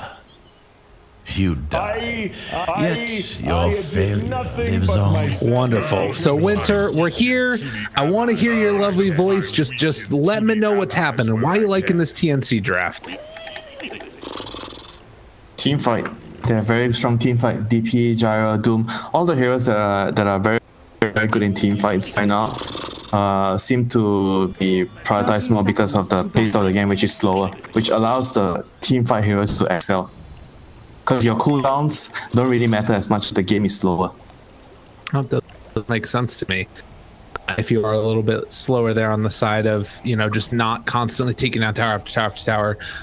It is kind of an interesting little dynamic, though, since we have Skeleton King in this game. Not the Skeleton King? I know, look at him. He's the Skeleton King. Oh, man, a little bit of a battle up here. Tim's is going to run away. But I guess that does sort of bring up one interesting point, right? Is that like all that team fight stuff, if it just gets soaked up and then he comes back again, kind of loses the value of that. Yeah, but at the same time, if you look at their heroes, like who goes better in the late game, I feel like the DP, Gyro, and the Doom Tricore would have an advantage over the Wraith King, Tiny, and the Timbersaw. Like the Radiant draft is geared more towards like their early game has to go much better. Like you see their supports are just here together with the Timber just to make sure that the Timber doesn't get tried in and he doesn't get owned. They want to make sure he gets a good start. He's the most important piece of puzzle in the Radiant lineup right now. He has to get a good start. And we have definitely seen Ice have a good start time and again on this Timbersaw, and he's interestingly enough picking it in a game where he's actually going in with buffs on the Timbersaw. Somebody that got touched up a little bit, base strength increased by 1. Base strength? Yeah. For the B patch. The B patch. Yeah, and then he got some mana regen increases as well, 2.25 I think, at all levels as well. And the Rubik is also someone that got a huge change. I think the damage reduction is really good if you decide to play him as a core. But even as a support, I think it's a huge deal in the later portions of the game. It's better, it's way better late game because it's percentage based right now. Yeah. It's pretty cool the way that one works. And I want to see if he actually is something that he still goes for it. I still feel like cast range is so valuable. It's hard not to take that, but we'll see. You mean on the Rubik, right? Yeah. So you're talking about the Fate Bolt. You go for the Fate Bolt steals damage and the 50 base damage talent, and you go power trance and you right click people. Is that what you're talking about? No, oh my God, I'm just please. saying. It's pretty cool to steal some damage. Is that how you play Rubik? You steal spells. You don't care about the damage. I don't play Rubik. What are you talking about? You think I'm good enough to hit all those buttons? Rubik's definitely better as a core now, I think. Yeah. He's getting the Earth Spirit treatment, if you know what I mean. That's right. So one thing that I do want to mention also, and Armel has already taken a little bit of advantage of this, I've been noticing, the cast point cooldown, or the cast point reduction on Crypt Swarm. You can do a little bit more quickly with this. Harder to react, to dodge away from the damage coming out. And not to mention, DP against Tiny is already a naturally good matchup for the DP. Spirit Siphon is good against any tanky hero. Absolutely. And it completely can own that Tiny later on as well. Ice there, gonna get salved on up. I think that they actually handed over a mango there as well, it sounded like. I'm not sure if that was intentional or not, but nonetheless, is trying to play around with the 1 point in Timber Chain and the 1 point reactive armor as well. So far, everything is good for Dire. I think Dire is very happy with what's going on in the laning phase. As long as they don't get ran over, they don't get trampled over in the laning phase, their heroes are going to scale much better into the mid-late game. Like if this Timber does not get a huge early game, he's going to fall off. Like it might seem like, oh, they Timber, there's how many, like 3 strength heroes on the enemy team. Dire's structures They do have a lot of magic damage and ways to kill him, you know, especially the Doom later. DJ making the rotation, but the Spirit Siphon, you talked about it earlier, is so hard to deal with. And Tim is taking that 1 point in tag team, and he couldn't get the block off with the shards. They were still able to force back Moon. Yeah, as long as they save him. And now there's the 4-minute rune spawning. Is anyone having a bottle? Tiny has a bottle. Oh, stop him from getting the rune. No, and the tag team, the slowdown. I am moving into position, trying to find the kill onto Moon, who is going to be able to avalanche, but the snowball beat down, and Tim's going to draw first blood. TNC on the board, and Jabs makes the rotation to take away that regen. He saves the lane for the Tiny. If DP gets the regen, it's over, man, the lane. Yeah.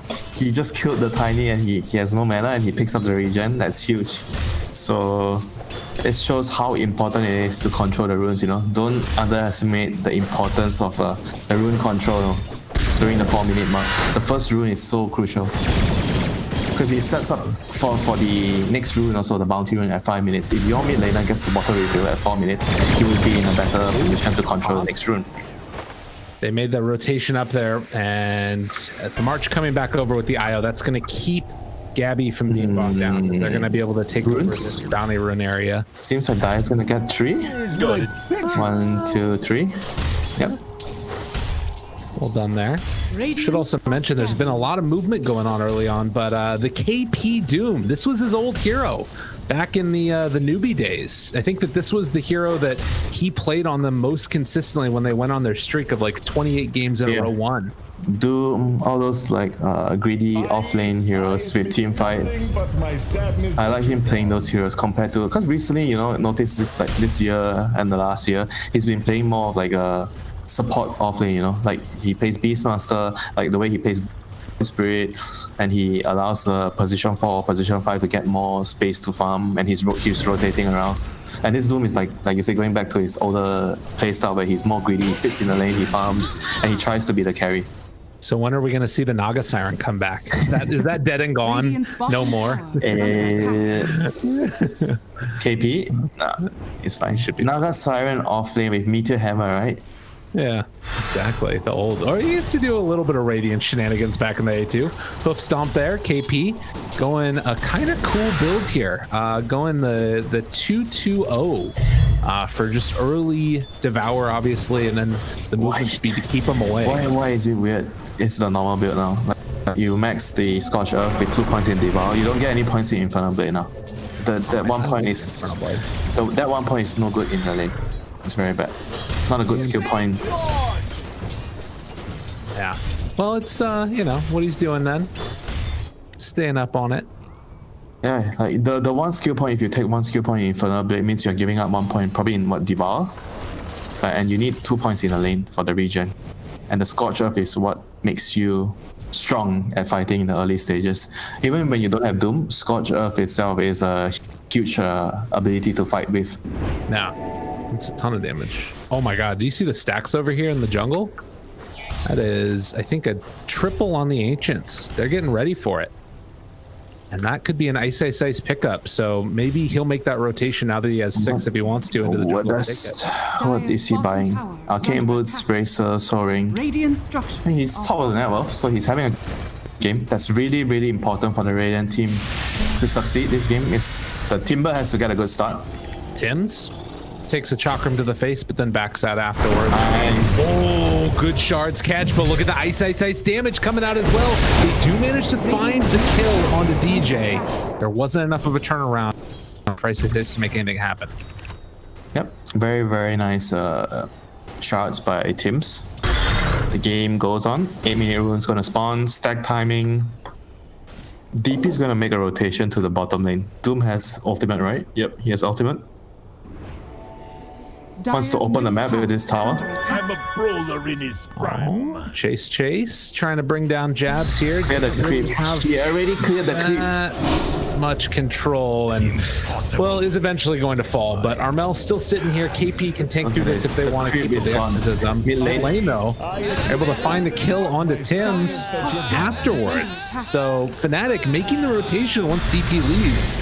And now Armel is not going to be able to do much. Ice trying to run away. They do have no call down available for once this missile lands. And it doesn't look like it's quite going to be enough. Ice walks away, able to get the jump out, eats his way through the trees, salves up, and he's away. He's under attack. Yep, very good use, and good use of the trees, and he finds the stack. Delicious. That's huge. Yeah, very huge. All of those stacks are going to get taken, and then he also has his own stacks to fall back on afterwards if they want to. So that is a ton of farm. Revenge! How can you let them take your stack? Kill them. He's a timber saw. What the hell are you going to do against a timber saw? Burn down his jungle. Burn down his jungle. We'll see if they can do it. They're going to need Doom to come online, I feel like, to really be the one to interrupt them. What? He went travels? You serious? KP's doing it, man. What's wrong with travels? I'm so greedy. Oh my god. So what's the deal with the travels? His movement speed is going to be off the charts when he pops Earth. I feel like that's part of the plan, at least. Oh, they better make sure they get away with this greed. And Fnatic is going to... The game is going to be very quick soon for Fnatic because they already have levels. Timber got past the laning phase without getting pressured. Wraith King is just going to be Wraith King. He's going to have he has a Midas. I like it. I think Midas is pretty decent right now. It gives a lot of XP. Jab's going to get caught off to the side, and he will end up going down. It's the exact same move before, and he was able to clear the creep the last time when DP popped the ultimate. But I feel like he already delayed the game a lot for the Wraith King. Like those two deaths. Like I always tell you, in a game, in Dota, somebody has to die for you to succeed. You can't play the game and expect everyone is going to, do their jobs and avoid dying. Sometimes you need to die. Look at this ancient stack that they're taking out right now with Ice though. Who got the now he has gotten so much gold. They're also able to get some of that onto Moon as well, who's about halfway to his Blink Dagger. He's not getting a hood, yeah? Oh, there's so much magic damage. I feel like he needs a hood. He's just buying Bloodstone straight up, yeah? So greedy. Well, I mean, it does give you the magic resist now on Bloodstone as well. Oh, yeah, 10%, yeah, 10%. And the Octarine Core also, right? Like, both of those items has 10% magic resist now. Yeah, so it's a little better. It's like maybe a way that you can avoid not having to go hood, it looks like. I mean, hood is still, what, 30% magic resist. It's still pretty good. And it's cheap. True. Very cheap. Yeah, but then you can't buy your Bloodstone as quick. And then you're sad. Yeah, that's why I said it's a greedy item. It's greedy to skip the hood, considering the amount of magic damage that the Dire team has right now. Right. Let's see if he gets away with it. Like I said, they all need to have a very, very strong start to snowball the game.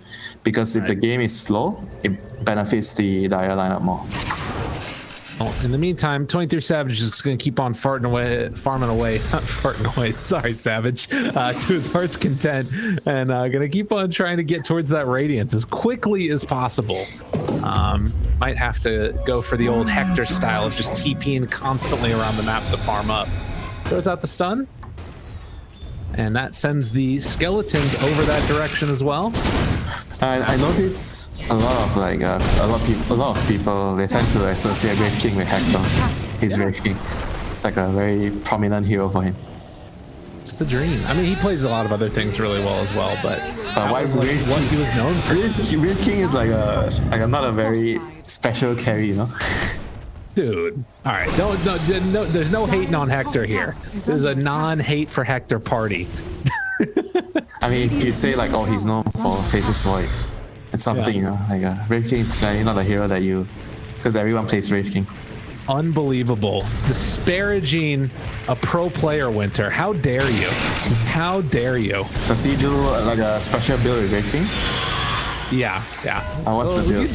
You can just check it out, TI9, don't worry about it. Radiant's middle tower is under attack.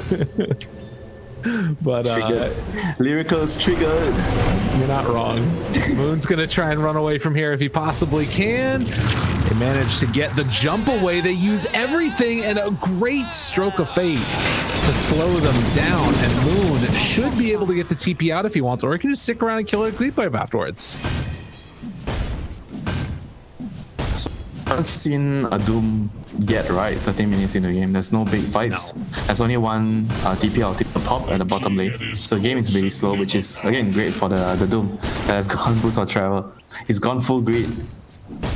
But I guess maybe that's part of the reason that he went bots. Like, is it because he saw the Midas on Wraith King and is just like, well, if he's doing that, then I don't need to be able to fight. I don't know. What do you think? True. That's true. Because the Wraith King is going greedy, so I'm allowed to be greedy as well. Because the chances of them punishing me is lower since they're greedy. Yeah, basically trying to out-greed each other. Yeah, okay. I like that idea. Although I still think that, like, you see Ice and how far forward he's able to play, and he takes the whole Ancients yet again. He does look in a little bit of trouble here as they drop everything on him, and then Tim's is just going to pause right in front of him. Sorry, lag. Are they trying to get under his skin a little bit here? What do you think? And you're complaining about me talking about the Red King, yeah? Now you're trying to... Surely not. So Ice likely to go down. Cut me some slack. I'm just talking about the Red King because you were not the first person to talk about his Red King. I know, Winter. I love you. I'm sorry. I know you don't. Deep down. The hatred you bear on... Hey, what about this one? The Diffusal Blade Gyrocopter. How much do you like that one? Good against Red King. Yeah. Good against the Timber as well. He burned all his mana. He can't jump away. So right now, they're gonna smoke to reclaim the top area, the top bounty runes. Brave King has 1 skill point save, right? Yeah, 1 skill point save. Uh-oh. 23 Savage. They're going to go for the relocate onto him. TNC catching another kill. Team, find any more? Moon tries to toss him out of there. It didn't quite work. They doom afterwards. They got the doom on Rubik. Rubik has doom. I don't know if this might be one. Grab for the turnaround, the double doom. Oh my God, DJ, you beautiful, beautiful man. The chase forward with the timber saw. It's green, but it's still a doom. Moon's tossing avalanche forward. Fnatic striking in a huge fashion onto absolutely everybody. March trying desperately to keep him alive, and Gabby actually able to turn it now. So in spite of how great it was looking for Fnatic for a moment, TNC fight back in an even better way. Armel trying to get the chase down, but he knows he doesn't have enough damage. Unreal. What a crazy fight. Yeah, the only thing that could have gone better is the Timber wasn't at the party early enough. The fight where they got the double soul bind, double doom. Like if he was there to finish off the targets quicker, then maybe they could have snowballed the fight faster. Right. But eventually the DP was able to do enough damage to kill the rest of the heroes first. Like they do so much damage on all the heroes, you know, like the Gyro, the DP, the Doom. And I feel like they're not far ahead enough from the laning phase. The Timber doesn't feel as strong as he could be. Yeah, it's maybe a bit of a problem coming forward here. Like it does feel like, again, it's all going to be on that 23 Savage Wraith King to be able to carry them through the game, because everybody right now in TNC is so farmed and they scale well. But you think about it, right? When he gets the Radiance, it's not gold time, you know. He's gonna need Radiance, Dagger, and AC maybe, like a lot of items. And here comes DJ. Found them off to the side.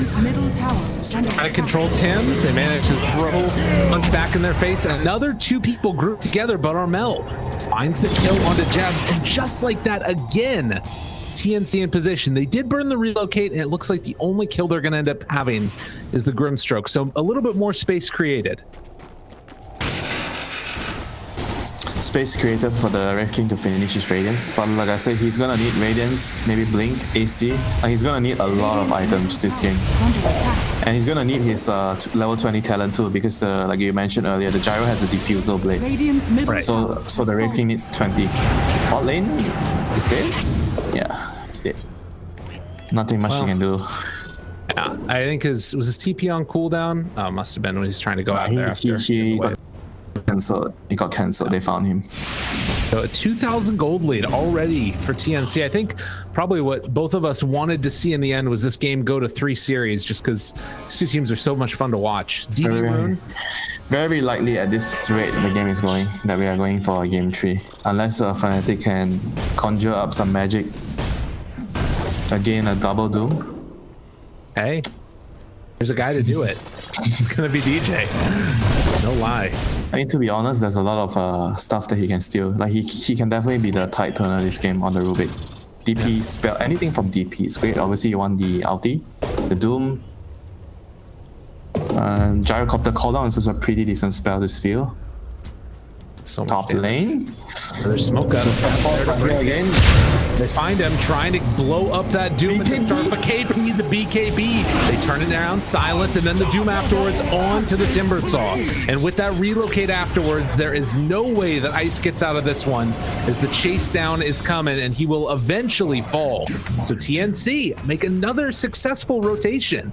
It is again all still more room towards 23 Savage to farm, but you're losing a lot now. Let's talk about whether he can carry this game. Like, we're always saying that, oh, he has the room to farm, right? His team is making space.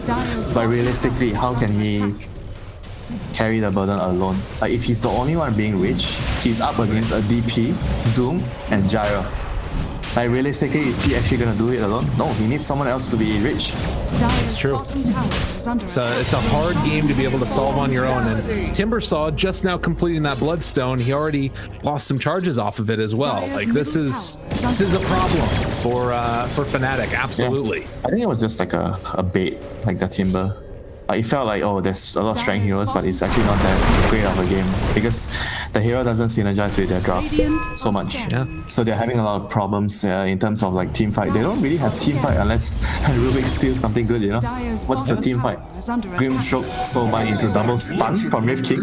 Right, exactly. It's not that great. It all has to be like, and I guess that again goes back to why you need this Rubik to have an amazing game as well. Yeah, so he is having an okay time, currently the top of the supports as well. Yeah, actually talking about that, right? Because Rubik has to get a good game. Maybe it would have been better, maybe the Rubik was the core and the Tiny was the support.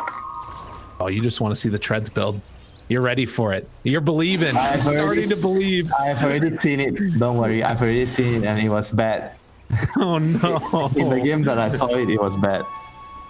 All right, well, that's too bad. No, it happens. I guess the guy actually went dagger. He had Threads, dagger, Aetherlance, and he went AC next. It was such a dumb build. I mean, he went for the 50 damage talent and the steel damage, the steel hero damage talent, but in the end, he was in a team fight, so his itemization doesn't allow him to survive. Maybe it's just one of those things we need to find out, you know? Oh, it's a avalanche pause. It's a trap. You think it's good? I don't think it's good. I'm trying. But you're not. No, I'm saying if you think it's good, but you're not supposed to do that on Rubik. Okay, I see what you're saying. I gotcha. Because the damage, it's like when Bane got the Nightmare, and I was like, you can attack now. No, and the damage steal, like you want to play him as a core, but you have the damage steal. Like, no, Bane is not a core hero. Doesn't matter how you change the skills. He's meant to be a support. He's meant to be a servant to the kings, the Wraith King. I gotcha. Well, the king is back, and he has almost got a BKB completed, but on the other side, TNC. Oh, KP? He's just going to run. You have BKB? Oh, that's why he's got queued up next. Strange. How good is it gonna be? It doesn't really stop the Doom. It doesn't really stop the DP ultimate. It's mostly for, I guess, for the Spirit Siphon, which is killing him, and the cooldown. Dire's middle tower. And the Diffusal Blade. Oh yeah, that too. Yeah, that too. Yeah, true. So you don't have to wait for your level 20, so you can fight earlier. But then again, you still have to get a dagger. Like if you have Radiance and BKB without dagger, you feel like a very immobile hero that doesn't do anything, like a tower in the team. Like you do a lot of damage, but you can't really move around so well. Well, and maybe their hope is that, okay, TNC are going to be trying to push at that point, and like we're not going to need to initiate. I can sort of live or something. But I agree, it's a weird situation, and it feels like nothing would really solve all of those problems that he's got. I guess he's just a Wraith King, so like being doomed is sort of a solve in and of itself. I think he needs to doom the Timber actually. Yeah. Probably. Yeah, probably. And here we go. Thanks, Io. trying to blow it up. Can they get him? Yes, indeedy duty. Gabby, Yeah, slow back. down, and Moon. He's gonna force staff. KP chasing. Hoof stomp afterwards. Jabs. Well, that is not gonna latch onto anybody. But no, they tossed him over to it. So now they're leashed together, and Moon killed his support Jabs. He's like, just get away from me. And Jabs is going to very happy about that. Looks like. He took his lunch or something. Stole my lunch. He stole my piece of steak. That's right. Best learn. He took my lasagna without asking for permission. Ooh, lasagna. Don't tempt me, Winter. I have one in my freezer right now. I could go warm it up in between games. Freezer? I thought you're a chef. You're supposed to make fresh food. Dude, I am not making any food right now. I am too tired. But they will find themselves the Timber Saw silenced yet again. Hoof Stomp able to save the Doom. Didn't even need it. That is tough. Dire's middle tower is under attack. Man, 14-4 and a complete just walloping coming out right now from TNC. They did not appreciate how that game number 1 went and are looking to try and get a little bit of retribution here in game number 2. Yeah, this is what we want to see, you know? Yeah. You lose a game, you want to show everyone what you're capable of. You don't go down without a fight. That's a good character. Moon is just going to keep on cutting waves constantly, and Fnatic not willing to go out without a fight themselves. DJ Crypt Swarm, and then the look at KP. You say he's greedy, but he didn't take the Devour goal at 15. He went for the Scorch, so he has move speed and talent, and the damage talent both. So his Scorch Earth is actually the killer here. How much damage is that? It's not a lot of damage. Per second. Oh, Moon. Crazy. Oh. Chase. He's looking for him. in front of him. Where's the Scorched Earth? Oh, God. Get him out of there. And now back on the other side, Tim's. Well, they will be able to find the kill onto Jabs, but he's going to pay for it afterwards. 23 Savage finds one finish. But the relocate coming back the other way. He's got to be careful. The mana burn. He's losing a lot of it. But the BKB turnaround and the beatdown onto March blows him up. Can they find any more? Looking for the rest of TNC, the Timber chain forward. They have Chakram. Boone thinking about chasing, but it's too scary. Won't go for it. Yeah, if they bought back, it would have been difficult for them to fight if they ran up the high ground. So they have to consider that the supports have buyback. So it's a good move there by Fnatic, not running up the high ground. That's a mistake that we see from a lot of teams, not just the tier 2 teams, but even sometimes the tier 1 teams, they make the mistake of you think you have them on the run, you know, you just keep chasing and chasing, you chase up the high ground, and then you realize, oh wait, what are we actually doing? But you're already dead. Yeah, that's true, and that's the sort of, you know, a learned skill, I think, amongst these pro teams. No, it's not like exactly a skill. So I would associate it more to discipline. You know, you need to have the self-control, the discipline. The way you play, you always understand that low ground to high ground is a bad idea. Listen to Luke Skywalker. He knew. That's right. Dude, that was not Luke Skywalker. That was definitely not Luke. It's okay. It's okay. I still love you. I still love you, my dude. But tag team stolen for Rubik. KP looking for an opening here, but they're gonna go up top maybe. Nah, 23 Savage is already away. Oh, he actually even went for a plate meal, before getting his blink. Is he actually going to skip the blink? I don't think he should skip the blink, no? The blink is very important. I mean, say he finishes the AC, he still feels like that, you know, like that heavy object that can't really move around in the team fight. You can't kill, you have a lot of damage, but you can't kill people because you can't reach to them. Well, and the interesting thing about it now is that he's got the 20 talent as well, right? But he is definitely... The more you want a dagger, because you want to go in. You want to jump in, kill the IO. They're ready to go in on the other side. DJ up on the high ground. Does he scout them out? Moon not quite going to find that opening. There's the lift afterwards. Onto one. Locus on the low ground. They're running to the low ground. And they find it. BKB in the ulti out immediately. Silence on DJ. He is dead. That's a hell of a way to start a fight. And they have the mute and the kill onto Moon afterwards. TNC showing up flawless seamlessly here. 3 Savage, his ulti's gonna pop, but these other friends of his don't have buyback. No Blink Dagger to get out of there. Does pop the BKB, just wants to run, but Armel is chasing. They got the shards block off one by one by one. TNC are gonna chase them down and kill them off. Unreal. Look at what happened. Okay. They chase down the low ground. See what happens to the team that chase down the low ground. They die. Just like Luke Skywalker said, it's just, you're gonna die. It's deadly out here for these dudes. As Ice, they don't get him with the hoof stomp, and KP's still chasing, moving at 1 billion movement speed a second. There's gonna be the snowball stun, and then the Infernal Blade, and then the eventual kill. B. If you don't want to lose your arms and legs, don't run up the high ground. Like, stay on the high ground, don't go to the low ground. That's right. Stay up there.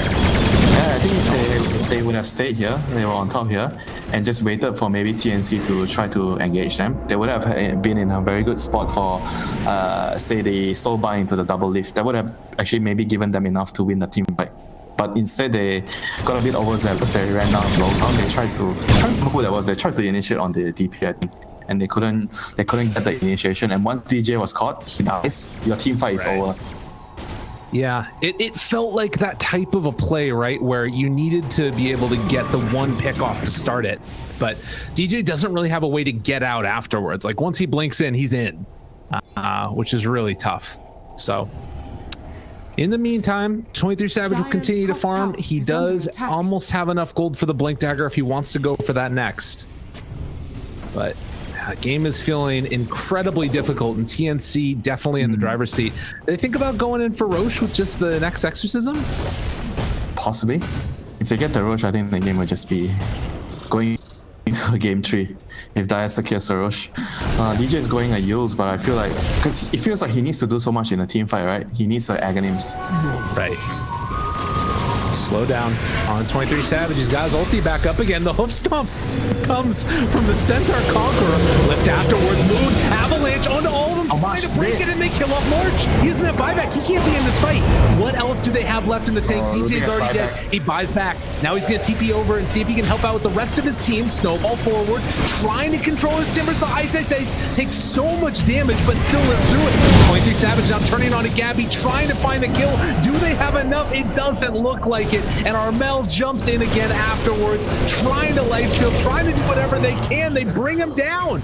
Armel is dead, and they're looking for more. Tim also in trouble. Shards doesn't get him up to the high ground, and he too will fall. And now a Roche is available for them if they want to go for it. Yeah, that's a huge turn of events there. DJ with the buyback turning the fight around. Like TNC just got a little too cocky there, trying to keep the fight going. I don't think they had Doom, right? That fight, or did they have Doom? Oh, he doomed the Tiny, right? He might have doomed the Tiny. I think he doomed the Tiny. But you can see the importance of the support on either team. Like for Fnatic, it's definitely the Rubik and the Grim combo. And then Dia, once the IO is dead, the fight immediately felt so easy for the Radiant team.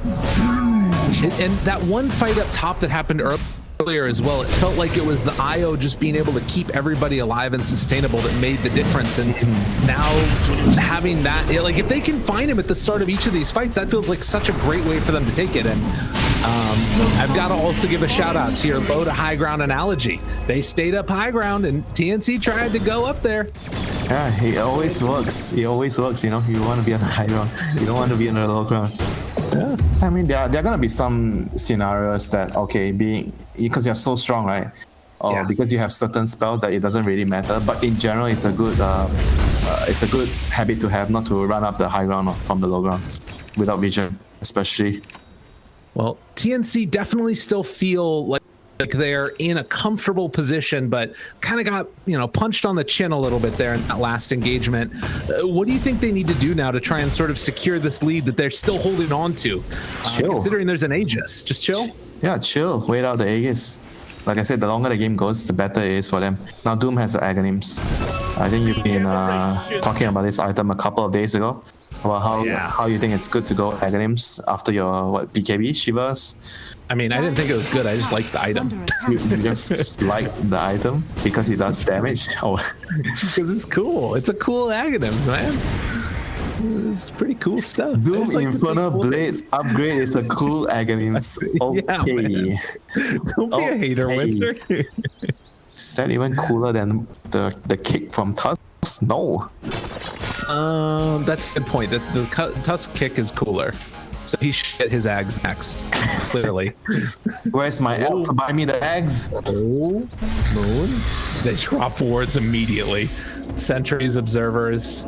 They're all down here, though, with the exception of the Io Gyro, ready to relocate it in a moment's notice. They spot out KP. They see his shiny Aghanims and are petrified with fear at what that means for their future prospects. Because it's just that cool. Realistically, though, do you like it? I mean, you know, the break mechanic added into another thing gives you extra burn damage. I mean, not the cooldown. I mean the burn. Yeah, the burn damage. The burn damage is nice. The extra what? Extra 2 seconds, right? Yeah, extra 2 seconds. Yeah, it's pretty good stuff. But I still like the Shiva more. Okay. Oh, DP has, okay, DP has a Shiva. So never mind. So he doesn't have anything to buy. AC maybe? You can go for AC. It's pretty decent. He's probably gonna go for that next, I would imagine. Yeah, AC is good to, you know, buff up the DP out. Reduce their armor. I feel like he can like solo kill supports with this Ags build. You know what I mean? Yeah. Supports. Even the cores, you know, the cores die with it. And imagine you get your level 25 plus 2.4% Infernal Blade damage. That sounds awesome. I like that idea a lot. The 150% cleave has to be one of the weirdest talents in the world. Come on, weird is a nice word. Useless.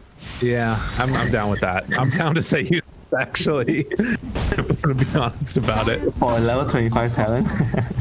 Mid lane Moon gets Eul Scepter lifted up. All of his team is very far away, but the 4 staff toss away the Tusk, doing everything he can to try and stay alive here, but his team knows he's dead, and they are going to leave him to his fate. Meanwhile, the Doom, oh my god, they got him, but the stolen Doom by Rubik.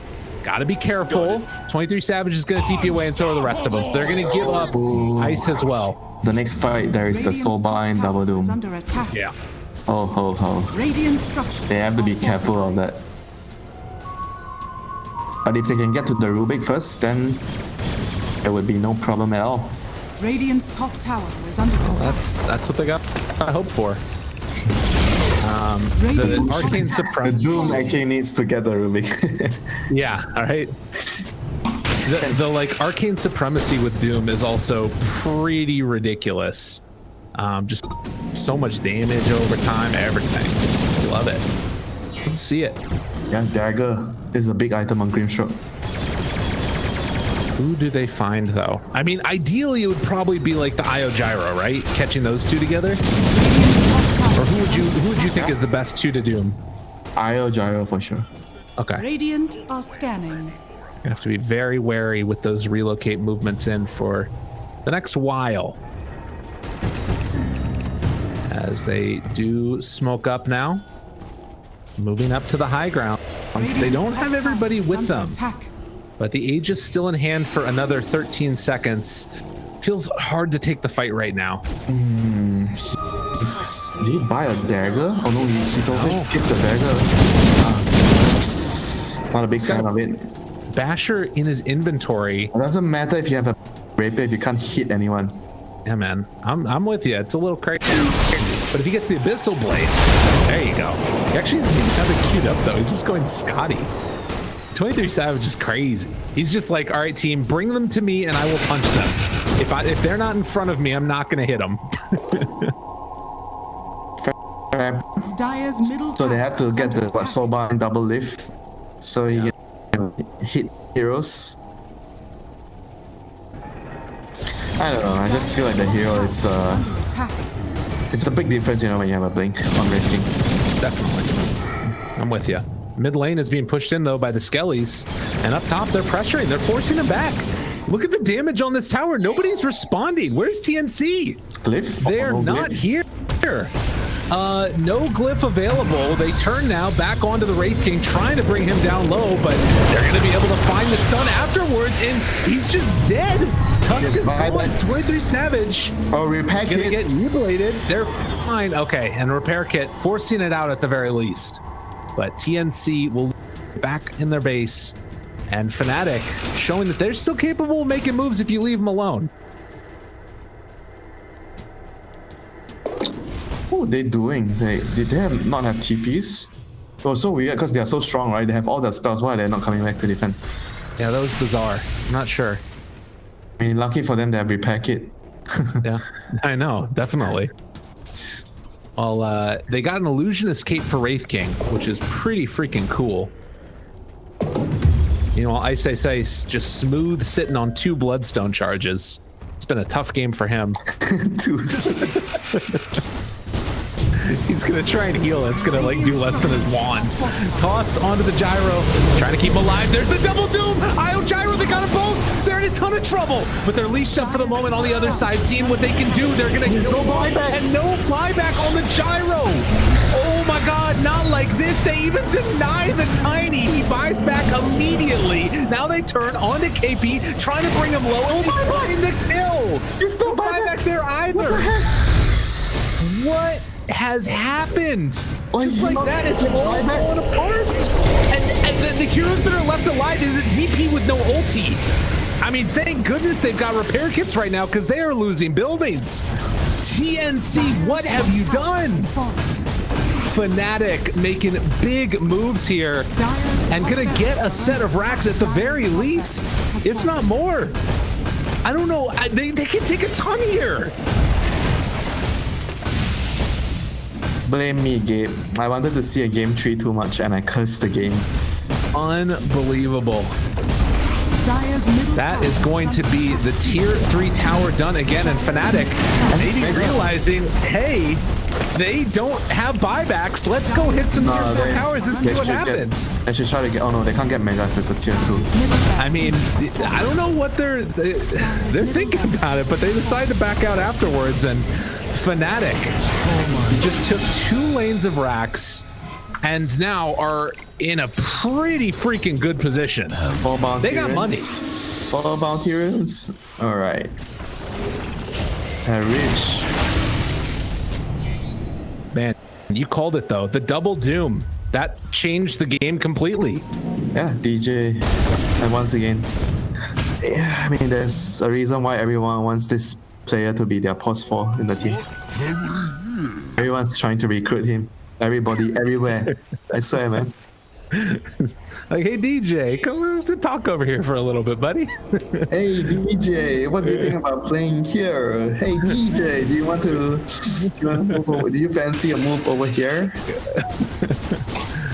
DJ playing right now out of his mind and has salvaged this team time and again and doing it again in the upper bracket finals. The Taw's back. He found himself the Taw's. That's going to be another one dead. Armel out of position. Do they want to keep going for? They can think about it. They're chasing up the high ground, going up there and seeing what they can do to stop us. Ice is out the chakra onto the jump through, leashed up yet again onto both of them. But Armel, he wants to turn this now. They buy back on the Tusk. He's going to TP the outpost. Have they gone too far? No, they're taking down March. Oh my God. The freaking illusion escape did so much damage onto him as well. They buy back as well onto Jabs, trying to get him in. Savage is down one time. Ice misses his Timber Chain. But Savage trying to turn onto the Gyrocopter. He's Lincoln, still living, but the BKB came out big. And now he's in trouble and finally going to fall. So TNC showing that they still got what it takes, and Armel made that fight happen beautifully. Yeah, main difference is fight. There's no double doom. Once that's not happening, Raiden can't fight into a 5 against 5 engage. Well, Gabby still sitting with his rapier, but oh God, he can't afford to go down here. He cannot afford to go down here.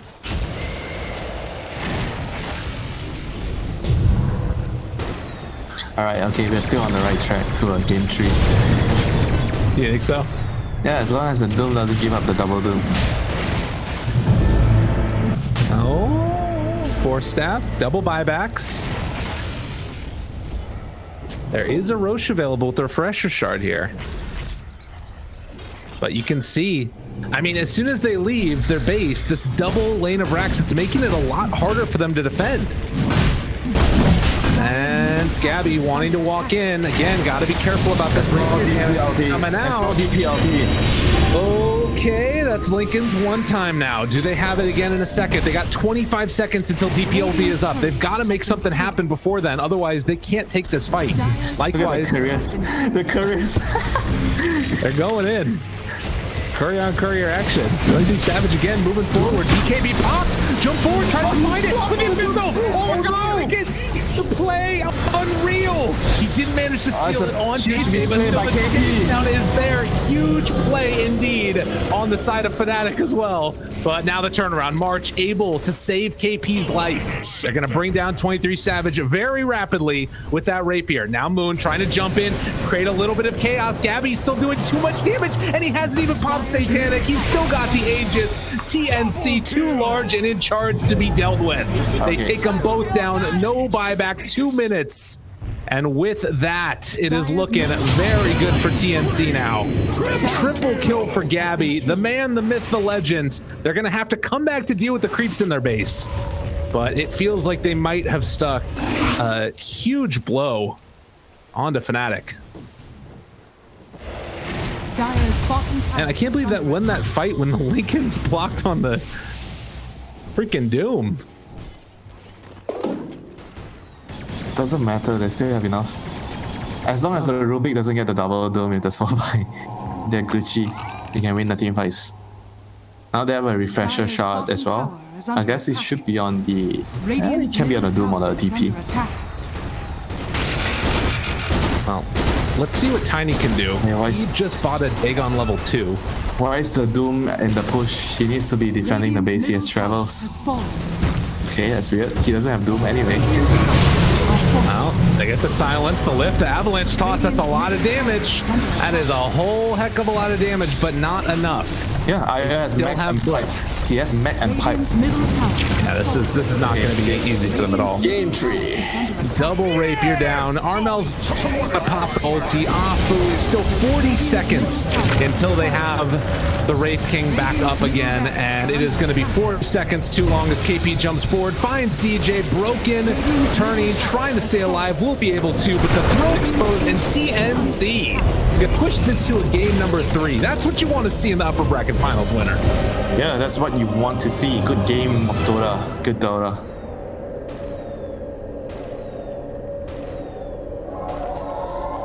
Radiant's middle barracks are under attack.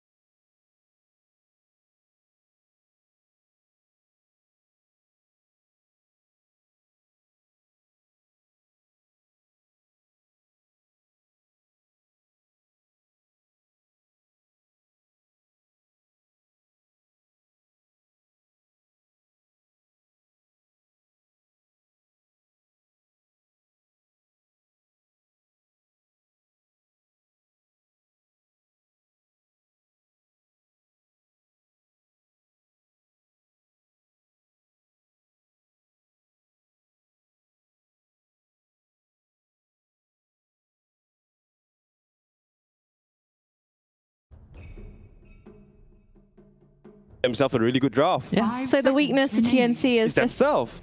The 30 to 40 minute choke. I think That's the curse of TNC. it has happened throughout playoffs. it has actually. Yeah. Yes. Turn I think to they, them. What's the timing for it? It seems to be the same timing every game. It's like 35, 30 to 35 minutes. 35, 40 minutes. kind of like the late mid-game phase where, because that's where the map opens up a lot, right? You start getting tier 2, you start taking Roshan and start taking outposts, and I think a lot of teams, you have more things to worry about. Which area of the map you want to take control, how to rotate around, do you want to smoke up? And TNC, they have been struggling with that every now and then, and Fnatic managed to get a lot of pickups in that previous, the previous game. Just think about it. The 30 minutes and 35 minutes mark are the bounty timings mark. Yeah. Every time TNC do these kind of things, they'll be splitting their entire team to get multiple bounty runes. So this is the time that this is the exact time a lot of teams try to tackle them. Fnatic. Because they're always split out to be so greedy and trying to get as much bounty rune as they can. I remember this time, there's a very funny story. Every time, back when I was in Geek Fam with KY, whenever it comes to the bounty mark time, he would always say, guys, 4 runes, get all 4 runes. Like, this is the kind of greediness that pro players always have, and will come back to haunt you. So is it just like a thing in our region? Like we just like taking bounty runes? We just want everything. Yeah, So is that why like Asians love money? Like we're just greedy? Yeah, we have a god of money. Come on. We have Tyson, yeah. Looks like the draft is ready, so let's see if our teams get greedy during the drafting phase, or if we're going to be seeing them play safe, because so far the trend for our matches, minus the Geek Fam versus TNC, all games have gone to 3 games. Oh yeah. Right? And all the lower bracket games, this is upper bracket, but all of our lower bracket games, third game, 60 minutes. Yeah. All of them. So we could be looking at a long game again. Lucky for us, this is not an elimination game, but I would believe all of the fans will love watching all these 60 minutes super AG game. But Fnatic's, okay, let's talk about draft. Fnatic, they pay a little bit of respect to TNC banning out their IO strat, and they'll go back to the tiny once again. The one thing I really hope to see from Fnatic is that they draft themselves a synergized draft that the tiny can actually excel with. Yep, and it's going to be the Ogre and Doom. KP last game on the Doom was fantastic. It's also a hero that TNC can flex between top and mid. It's perfect for TNC. Between offlane and mid, yeah, for TNC. So I really like it, but Fnatic, they have been sticking with this Tiny. They play a DJ Tiny. We've seen a Moon Tiny, a pick that Fnatic is really comfortable with. I have no problem with this at all. They did run the Grimstroke in Game 2, and in Game 1, they had the Truant Protector for jabs. So I think Fnatic right now, they can still go back for the Grimstroke. I think I kind of like the Grimstroke for Fnatic. Do you think TNC might ban out the Grimstroke just to eliminate the possibility of a double Doom? I think if TNC ban...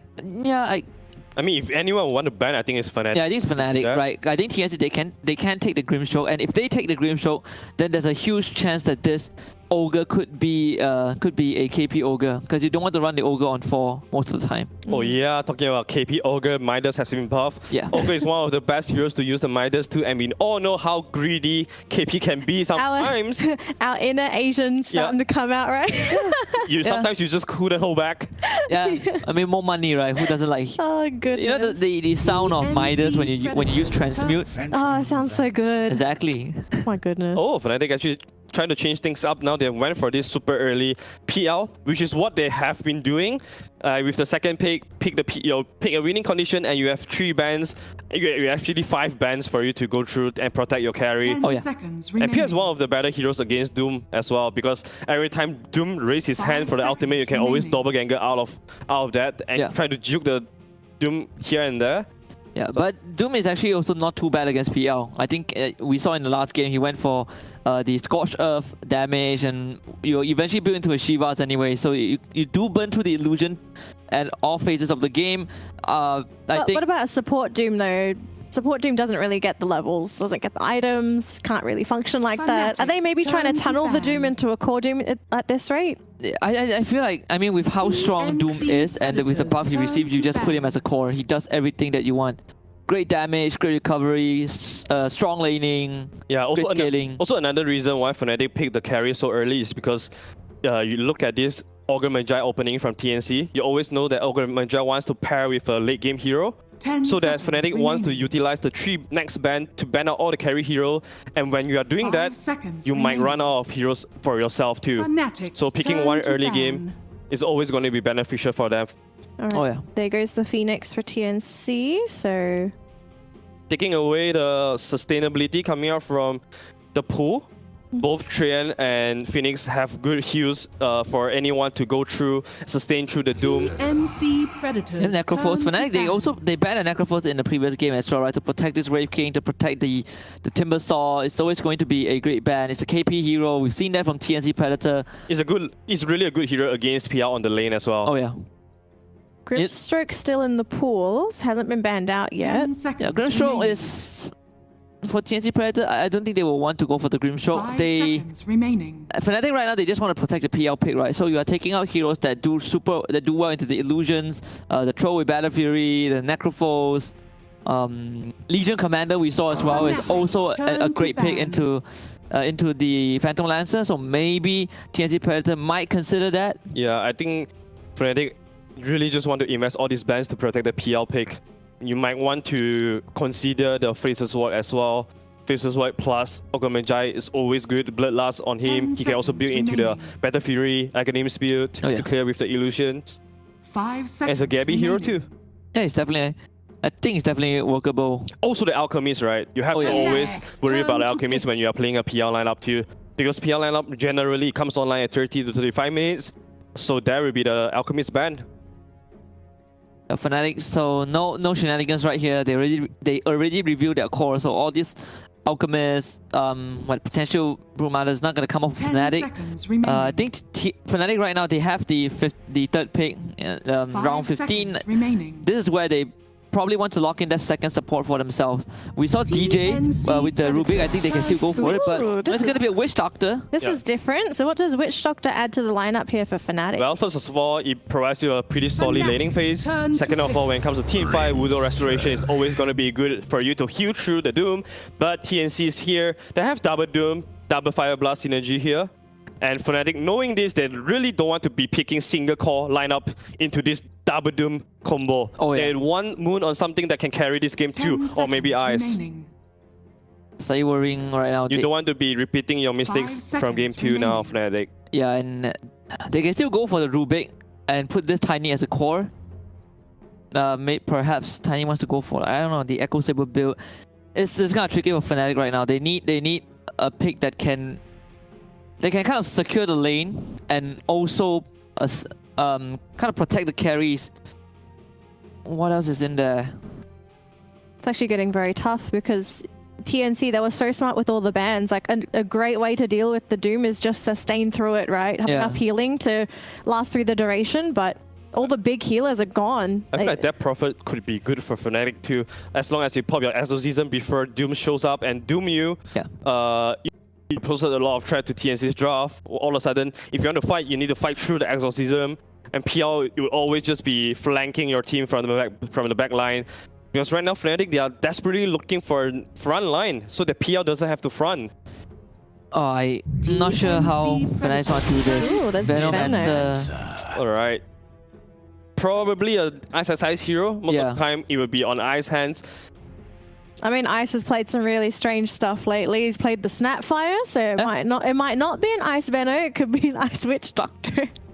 Oh yeah. I don't know. I'm not sure if you still want to put Venom as a support. Back then when they 5 seconds remaining. put Venom support, and you go like what, 1-2-2. You max Plague Wards. Plague Ward got buff. Poison Sting got buff. But I still don't think Venom is a good support. Oh, definitely no. But one thing Venom can provide here is that Plague Ward is always going to give you a lot of vision, and when you are playing against Grimstroke plus Doom, you always want to identify their location first before going to the team fight, so you can try and eliminate the Doom or the Grimstroke before the fight starts. Thoughts on Moon taking the Venomancer? We've seen mid Veno, and it's a pretty scary matchup up mid. He's got lots of pressure potential, and when he gets levels as well, the dot that comes out of Veno, you don't want to be fighting for too long against that hero. You want to that is very play true. fast if you want to go for that Veno mid. I honestly, Veno 10 mid off seconds lane is the same. remaining. You want to go as fast as you can. TNC obviously want to go late right now. They have the Spectre as 5 seconds insurance. remaining.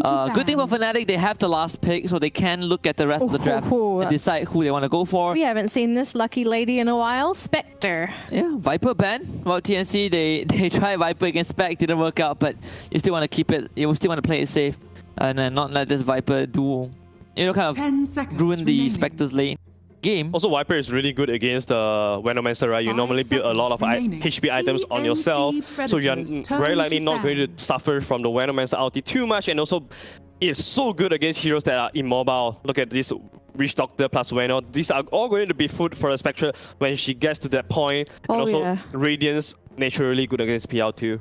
Yeah, they need someone to deal with the Spectre, 10 but seconds They remaining. don't really have they don't have anyone. much They don't have any- damage. Yeah. Spectre killer right now. It's only the 5 PL, but seconds you can't remaining. expect 23 Savage to deal with that Spectre until much later. It's going to be the same as last game. Fnatic, they just want Savage to farm as much as he can. He comes Turn online to ban. post 30 minutes and start fighting. But their lineup doesn't allow them to buy as much time as, as the PL needs. This is kind of worrying for me. Puck ban coming out from TNC, I think it shows that TNC will want some kind of elusive hero, like the Ember Spirit, Wild Spirit that 10 can jump seconds around, creating remaining. space for a Spectre. That's why they ban out the Puck. 5 seconds remaining. Yeah, Fnatic right now, they need to look at... Because the thing is, Doom can go mid or off lane. This Ogre can be an off lane or support. So TNC Predator, they had. I feel like their draft so far is just slightly better than Fnatic's. They still have the Armor Kunkka to worry about. Like if Kunkka gets picked up, then suddenly you have this Doom off. Predators Ogre, There goes the good Kunkka. support. Yeah, Kunkka instantly banned out. No Smart one from Kunkka. Fnatic. All right, so TNC will get the next pick up, and then Fnatic. Potentially, we could be looking at a gotcha pick because they have that last pick potential. Is there anything in the pool that could absolutely ruin this draft on TNC? I think Timbersaw, honestly, once again, is okay against Fnatic. This is It's okay for Fnatic. hang on. Seconds So remaining. we saw this big lady yesterday. How about a broodmother for Fnatic? Oh. You They have, don't really. No, you have the Grims. you have to have a Broodmother player to eyes on Brood. Of course, we all know that, but do you really want to put Moon on the off lane though?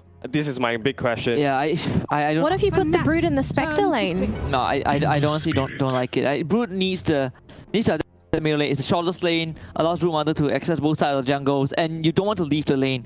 What happens is it's in the safe lane you're sharing experience, and it slows down your snowballing capabilities. It's not good at all. And besides, 10 with the seconds nerf to the remaining. Spiderling magic resistance, yeah, they have Ignite and Stroke of Fate. It will just blow up your 5 Spiderlings, seconds Scorch remaining. Earth. Now you have Flame Guard, Spectral Dagger. There's just way too You may much now to. select Fnatic is all going fast right now. They have the DK plus Venomancer lineup. They can go really fast if their laning phase is secured and solid.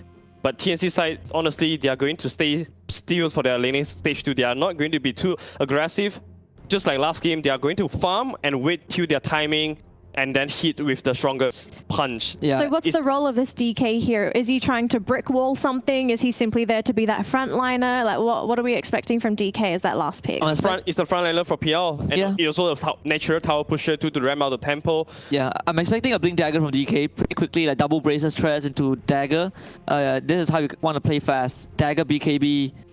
Hopefully Fnatic goes for that. Like I think if things go well, they definitely can outpace TNC, but I like TNC's draft, like the late game. They have everything. Grimstroke, Doom, they have the Spectre, they have the Ember. It feels like every phase of the game is laid out for TNC. Now they just have to pull it off. I mean, if you're asking for prediction, I really like TNC draft. I feel like they have, once again, all their favorite heroes and they have a better timing too. But I kind of have this feeling that they will somehow screw up at the 30 minutes mark. And against Fnatic, Fnatic is going to capitalize on that. So I go with Fnatic. This is where I make the jump. I'm still gonna support TNC for this one. Sure, I do agree they do mess up at a very specific timing, but I think they learned their lesson. This is their last game. It's the grand finals ahead.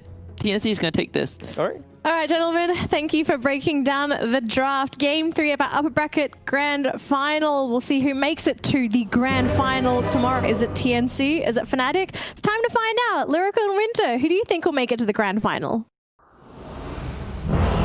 Who do I think will make it to the grand finals. The best team will make it to the grand finals. That's my cop-out answer, Winter. You don't get one, though. In one word, who do you think has the better draft here, my man? Spectre is going to outcarry PL. Prepare for battle. All right, I'm excited. Can't wait to watch it. We got game number 3, ladies and gentlemen. It all comes down to this in the upper bracket finals. TNC versus Fnatic. Let's find out who's going to win. Let us skirmish. I admit nothing but my sadness that you're gone.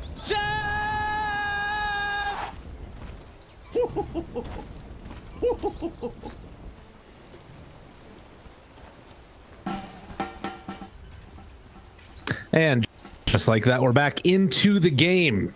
It is a Spectre versus a PL, a tale as old as time. Now, I will say, I was kind of wondering if they were going to be running this Ember Spirit or if they're going to try and do the old switcheroo. But the combo of Spectre and Ember feels really potent going to the late game. 30 seconds. To Doom. Why are you forgetting Doom? Doom's a late game hero. Him too. Hey, by the way, is it an offlane ogre? Yeah, man. Okay. Never mind. Doom is a support. Okay. He's gonna get farmed though. I think he just eats a bunch of creeps and runs around. He'll definitely still be farmed. Yeah, I guess they just don't want the Doom against the PL call-to-call matchup in the lane. Because PL beats Doom. It's very, very hard for Doom in that lane. So now Ogre is in that lane. He has 7 armor. Oh, 9. Ring of protection. The Korger, as they sometimes say. Wait, Doom has Scorch Earth level 1? Tim's. Okay. So with boots, he's got to be moving so fast. So cutting the wave, I guess. Cut wave. Okay, cut wave. So getting a tri lane, you cut wave, you run around. Okay, makes sense. Makes sense. Yeah. Because this lane is actually unplayable for them. It's Witch Doctor tiny. Yeah, it's really tough. So that's going to be the whole plan. They're actually going for the all-out tri-lane at the start to ensure 23 Savage's farm. Man, and that is going to leave Ice Ice Ice alone down bottom, and he's taking the Plague Ward. So this is it's better now. 120 HP at level 1. The first point is way better than before. Very, very interesting. So they're going to be going for the double last hits on it, so that way Ice Ice Ice doesn't have time to deny it. So they're reacting to this pretty quickly and pretty efficiently, but still, the fact he can stay down here without them being able to do much is really big. Yeah, very, very big.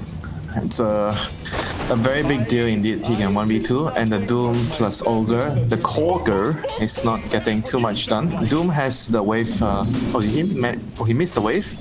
Yeah, man, he got completely zoned out. All right, this is bad news right now. So they're gonna move Tiny to bottom. They feel like top lane is secure enough that they can leave a dual lane at top. Okay. Bot lane. Getting some good pressure on DJ, gonna toss him back into the bog. The collection of Plague Wards. Throws out a dagger beforehand, and now then we'll be able to back away afterwards. A bog is a collection of Plague Wards? Yeah, man. You know, a bog, like a marsh or something, you know what I mean? No. Sort of in this area where you're in the swampy, disgusting area where you can't really walk very well, and you're stuck in it. It's awful. That's what it is. Okay, I learned a new word today, a bog. Yeah. And Spectre is still free farming here.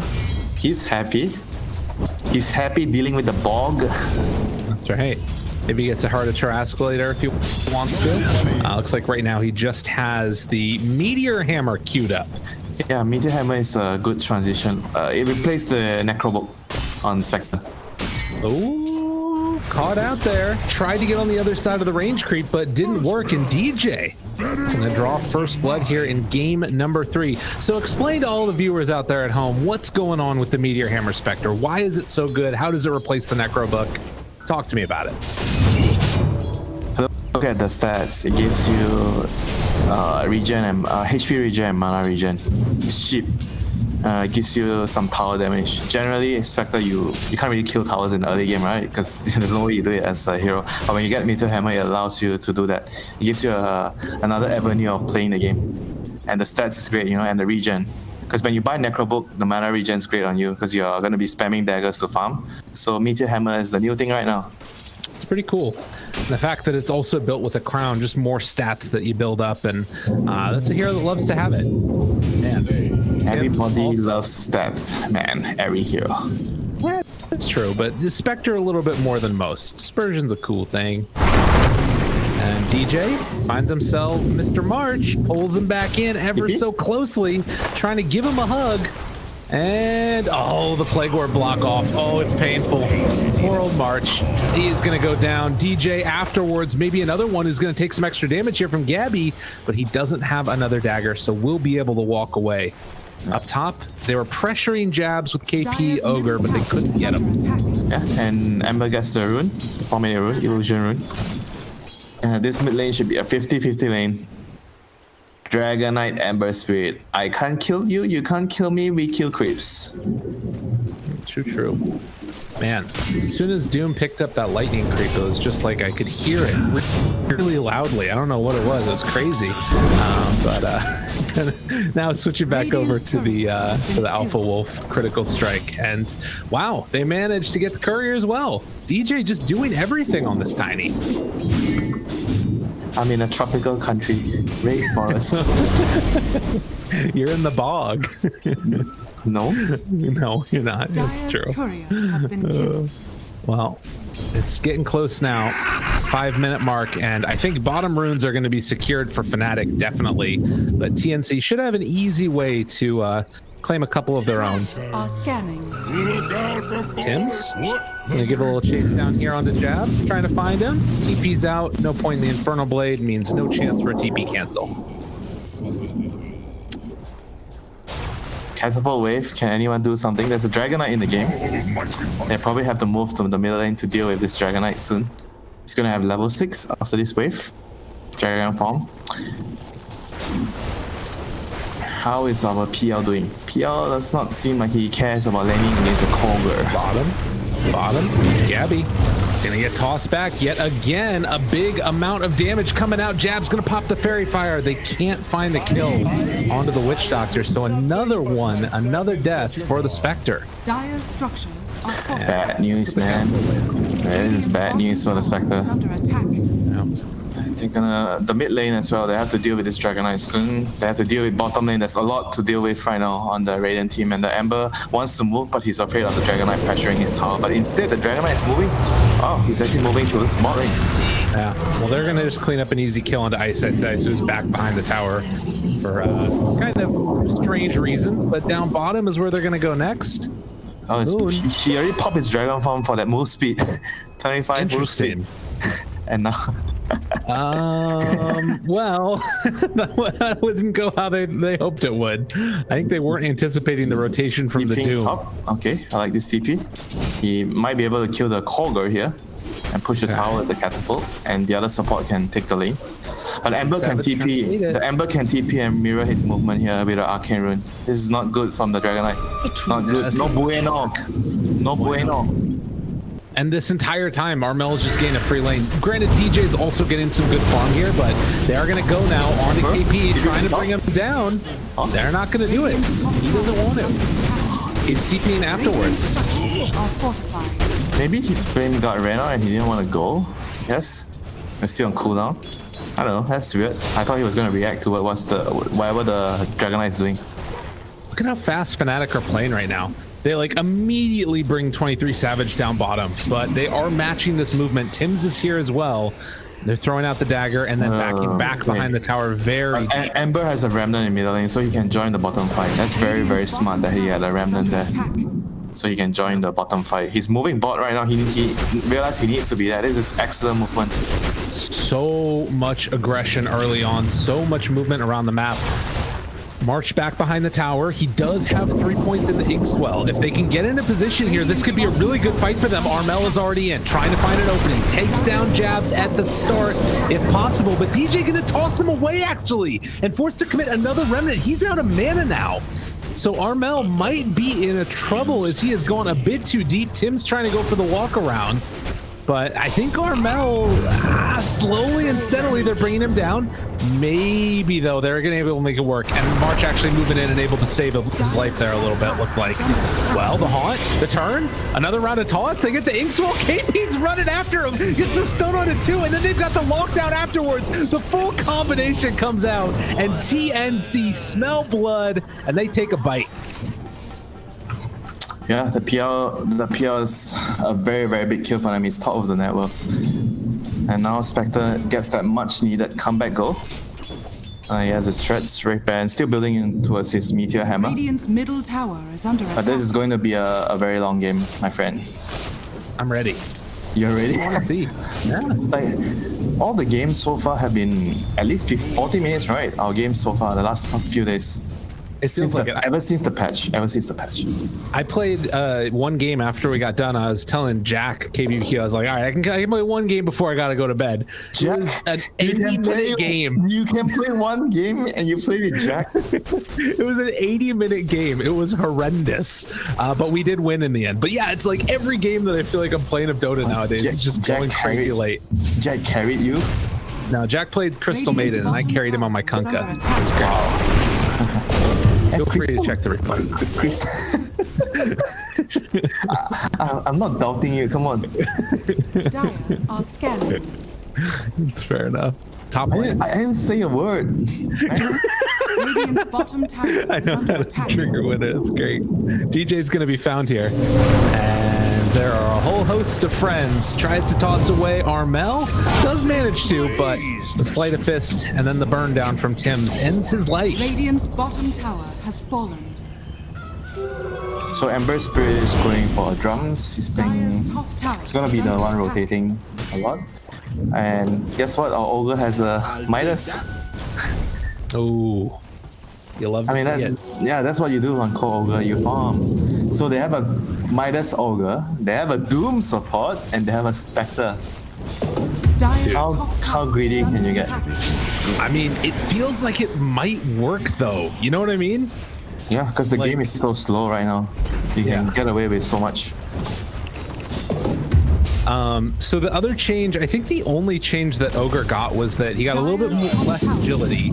And then his unrefined Fire Blast with his Aghanims changed. So it's now only 45% of his mana pool instead of 60. 60, right? Oh, that's huge. That's actually huge. Armel, gonna get, well, jumped on, but then immediately the wraparound came from Tim's and they'll be able to find a kill on the Ice Ice Ice. Doom committed. It's okay. He doesn't mind. Top lane. Soulbind. Unleashed. And they realize they don't want to go for it. Right, so this game is going to reach a point where the PR, I think the PR is going to build a Silver Edge at some point to deal with the Spectre. Okay. They need something to break the dispersion, and Silver Edge is the best option. And right now, because the game is so slow, I think it doesn't feel so good if you're the Dire team. I think once they finish this diffusal on PL, it is time for them to do some damage. They have to try to force them to fight and take some towers. Venos building travels. Oh my god. So is this a thing for the offlaners right now? I guess. I don't know. I mean, again, it's a weird answer, right? Because normally the question is, okay, they're building really greedy. Let's try and play fast, but instead they're they're building greedy, so let's go more greedy. Yeah. No, it's totally different right now. You see one Midas, you buy two Midas. Does he have that queued up next? No. Is it time for Ben Merlini Wu to come back and play professional Dota again? Pods Midas every game? Yeah, because the game feels so slow right now. Everything is moving frame by frame. You don't get towers and kills as much. So everything just tends to go back to farming creeps. Okay. You love to see it. And the way you farm as well, it's not just like blindly farming. It's important to note that when you look at the team's play, right, you have to pay attention to who's delegated to farming. Look at what Fnatic's doing. I always say this. The Tiny is taking, a support is taking a dead lane. Dragonite is taking the middle lane. PR is in this pocket all the time, the safest farm. And then there's always someone accompanying the core hero at the bottom pushing up. So if you are Radiant, you try to smoke towards bottom or top, you're gonna run into a support most likely. Because the top lane, the support's pushing out the lane, and the bottom, the Witch Doctor's gonna die into the smoke. And he's about to die now. Not a smoke, but he's doing his job. Like he's basically here to just, hey Ice, you can run away now. Yeah, it's like, it's a weird thing where it's like you're sort of just that person that is there to die over and over and over again. And yeah, you can maybe see it come a little bit. Why do you say it's weird? Well, because I think that this happened to some extent in various points, but I feel like the majority of contributions that I've seen from Jabs in the past, like, several days of him playing has just been him dying. You know, there's been a couple standout other plays here and there, but it's like more often than not, his best plays are dying. Right. Well, and that's what I'm saying, is that's it's always been the case to some extent, but it feels like it's much more prevalent nowadays because people are just AFK farming. You picking up what I'm putting down? No. I don't think so. It's just because both teams are getting better and better at efficiently farming the map and moving around the map. So when both teams are doing it very, very good, efficiently, you need to use sacrifices to tank some of the damage. Because somebody's going to die. If you're trying to farm efficiently on the map, you're trying to farm all 3 lanes, right? Somebody is going to die. That's what I'm saying, though, is that I feel like in the past, it wasn't always just about farming efficiently. It was like about making gambits and like, all right, we're going to try and make this risky move to try and find a kill. And that kill has gotten us a lot of value. Yeah. You know what I'm saying there? Yeah, I like that word. King's Gambit. King's Gambit. That's right. Yeah. I play that every time I'm white. What? Literally every game. I like the French defense. Okay. That's a good one. So bounty runes. Dragonite actually teleported away. He saw them rotating to defend the top tower, so he moves away and he's trying to pressure the other tower. Yeah. Good move. But he needs to back off soon. He did some damage. A tiny bit of damage. That's a glyph out at least over here also. I don't know. It's alright. I can see this game going 50 minutes. A Resident Ogre is gonna have an Aghanim Scepter. Oh no, a Resident Ogre is dead. Mid lane, there's a Witch Doctor ulti coming down. Root doesn't break it anymore. Fnatic claim themselves a kill, but now can they claim themselves the tower? Catapult wave is here. Are they going to press for it? It feels like the answer is yes. He has diffuser, right? Yep, he has diffuser. This is time to go. They have the pressure because the Spectre has a meter hammer now, so he doesn't want to fight. Yeah. Well, and actually, they just ran out of the dragon form, and the catapult ended up dying. Moon Shadowblade as the option. Right away, the Storm Mel's on top of him, and now the backline, Gabby found him. Ice tries to create a little bit of separation here, but TNC, they're all over them. Finding at least one here. Ice going to be chased down. The toss away keeps DJ from getting completely destroyed, but is here afterwards anyways with the slight change. Oh, good blink away. They didn't get the flame guard damage. Damn, and then he eats up a bounty rune afterwards. You know what saved DJ? That wind lace, that extra bit of move speed, you know. Otherwise the Ember would have definitely caught up on him. Dang. 250 gold saving lives. Don't keep your slot empty, guys. Buy a wind lace. Saves a life. Oh my god, DJ was chasing to try and kill KP. Dude, he's thinking about it. Oh my goodness. I was terrified. But they might instead go towards the mid lane. Ice found March, avalanche toss, and he falls to the ground with his scepter laying there after him. Fnatic, again, able to make some counter moves here and there, but I mean, is it solving the problems? It doesn't feel like it really. Radiant's middle tower is under attack. Moon? Yeah, they get the mid tier one. It's very, very big. Shadow Blade. Shadow Blade means he's also trying to scale himself, so he needs to farm more this game. The PL is gonna need some backup. Like Dragonite has to be a beast if it's gonna be a long game. Like BKB, maybe Silver Edge, AC. I think that, yeah, he needs to get something on there. Maybe he gets a Midas too. He's going Blink Dagger next. Maybe they just want to try and pressure and like end the game. I don't like the Blink here. It's against the Spectre though. The Blink is probably gonna be not so useful. Yeah, Yeah. I don't know. I think he needs to play more greedy instead of just be this utility hero. Is under attack. Radiant's bottom tower has fallen. Well, Maybe he feels like, because how the last fight went, right? But he just died because he was in the front line and he got Doom. And maybe he feels like he cannot get Doom, so he needs a blink. He wants to stay behind, out of vision, and then he jump on the Doom. Damage empowers okay. I like that idea. And then it's just going to come down to who has the better vision, and with the Venomancer thinking vision and initiation. Vision and initiation. So Venom is going to build he's going to build like I think pipe plus mech because he's against a Spectre. You need those two items to keep your supports alive. Otherwise the game turns south really quickly. And right now Gabby is closing in on the relic, so Radiance will eventually be online. This is, you know, a relatively free game it's felt like so far for Gabby. He's kind of gotten everything that he wanted, hasn't been pressured too much, second highest net worth, granted behind the Phantom Lancer, but not to a ridiculous extent. But I think the Spectre can outcarry the PL until the PL has the Silver Edge. Okay. Plus when you have Radiance, you sort of like, Radiance is just good against illusion heroes in general. Because you mitigate a lot of his damage and you clear his illusions. They need to chill for the next couple of minutes. Wait for the 20 minutes bounty runes and wait for the Radiance. Oh no, they're smoking in. They're smoking in. Spectre's under vision. And this is a pipe that's there as well afterwards. They can maybe win the fight. Gabby, he immediately tries to haunt away, but he's caught. Jumping all over the damn place. They're trying to chase him and they don't find him. The stun combo onto 2. KP controlling, the Doom killing, and man, Fnatic looking scared. Now the Remnant forward, they find Moon as well. He's rooted, he's dusted, he's stomped, and well, with Gabby showing up, he might go down. Gabby chasing in, trying to find it, but no. With PL showing back up, they can't go for any more. That's really, really bad. But that's good moves by Fnatic. Sorry, not Fnatic, TNC. They just wanted to help the Spectre farm defend their jungle here, this area. Because Spectre TP back and they realize he needs he might need some bodyguarding when he's farming around that area, and they just did the right thing and got rewarded.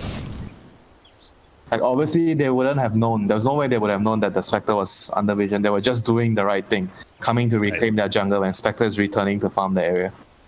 Well, and that's one of those moments too, where like if you can't burst the Spectre from 0 to full, and she's got Haunt available, it's really hard to like zero in on which illusion it is. Just just start casting or pressing D and clicking all over the map. Feels pretty good. Just able to get out of there. So impressive showing from Gabby. About to hit level 14, has the Meteor Hammer relic done, and very, very close to the Radiance. And granted, they do have a pipe on Fnatic, so there's some avenues that they have to like, sort of deal with the fight, but I'm getting more and more concerned as this game goes on. I think they need to get the Doom on the Venom. If the Venom is going to have the pipe and mech, they need to doom him before he pops anything in the team fight. That would be ideal for them. So then the Spectre can do more with the Horn and Radiance. I mean, at the same time, even though let's say he manages to pop everything, right? But the Radiance is still gonna like allow them to fight better because the PL illusions are still gonna get destroyed later. So I think all in all, it's still a good. They're still in a very good spot. Maelstrom on Ember Spirit and going in for a BKB. So he's probably gonna go for a Flame Guard DPS as well. Oh, it's Gabby again living. Ember getting brought down low and will get the stun off, but he still ends up falling. No haunt. Take him down. Tiny wants to get a toss. Chag's back. Okay, they got the Ogre as well. So just when we were talking about how rough this was for TNC, or rather for Fnatic, they get a couple quick kills. Yeah, can they get Roche with this? And Medallion? Is there any Medallion? Nope. Probably not then. So they have to just keep farming, I guess. I don't think they can claim any objectives. They're trying to claim the top tier 1. Okay, that's good. That's great. Gargano is pushing out the bot lane. Vino has travel, so he's farming the enemy jungle. They're just trying to take as much as they can off the map. Roshan is going to be a very, very key thing in the next couple of minutes. Spectre is going to have his Radiance, so they're going to want to take a fight. If they can win a fight, they can do a rush. Well, that's going to be the avenue that they look for. Don't have a TP right now on Gabby, though. He's kind of in an awkward Our spot. support Doom has BKB soon. Oh my god. What a ridiculous hero. Honestly. This dude doesn't even have the stone. He's just chilling. Ice, ice, ice. Pops the haster and runs up a hill. Scares back the rest of TNC. And steals a couple creeps on his way out of there as well. Why not? Easy peasy. But yeah, trying to buy some more time. We did see in that last fight, Armel is not invulnerable. That was his first death after 4 kills and 9 assists.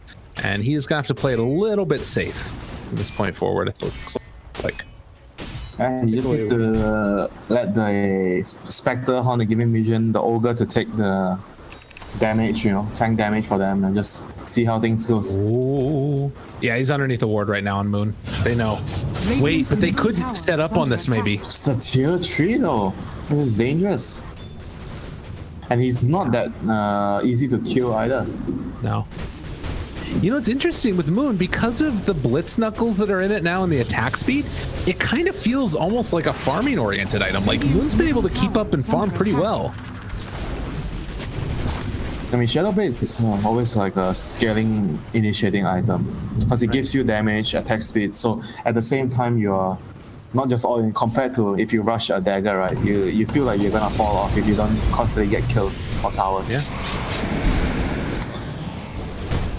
It's a pretty cool build. I like it. Hope that we see more of it in the future. More Shadow Blade, more win. And they do have now a mechanism done as well on the Venomancer. Radiance just now completed. And a smoke up. They're ready to go. On the bottom side of the map, though, Fnatic are over here, and they're going to break this smoke right at the beginning. They do run into Moon, but he blinks away immediately. Great reactions. And that's going to be enough to get the rest of Fnatic out, it looks like. So Smoke Ink not going to work. TNC forced them out, but weren't able to take the fight that they wanted there. I mean, look at the dire wards, man. One here, one here. Yeah. They have a lot of information. Dude, I don't know. The more that I'm looking at this Fnatic draft, I'm starting to like the way that it's looking going into the later stages. Like, Moon does feel like he's scaling. They've got these cores that are super farmed. Doom. There's double Doom, it's Soulbind. Are you sure? I guess that's true. That's the caveat. And you have a Midas Ogre. 15 minutes in the game, you think he's not gonna have 10 items?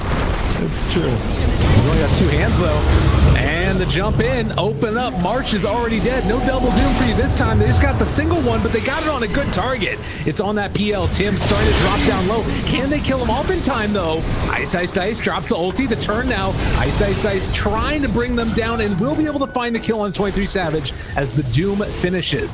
So 2 for 1 so far. It's looking like it might be more as Jab's still somehow able to live through the ignite. But not quite long enough. Armel trying to TP out. Maledict tick. It's enough for the kill. They managed to bring him down. 4 die. Fnatic make it work, but they bought back on the PL for this. I mean, if they get Roche, that's fine. Okay.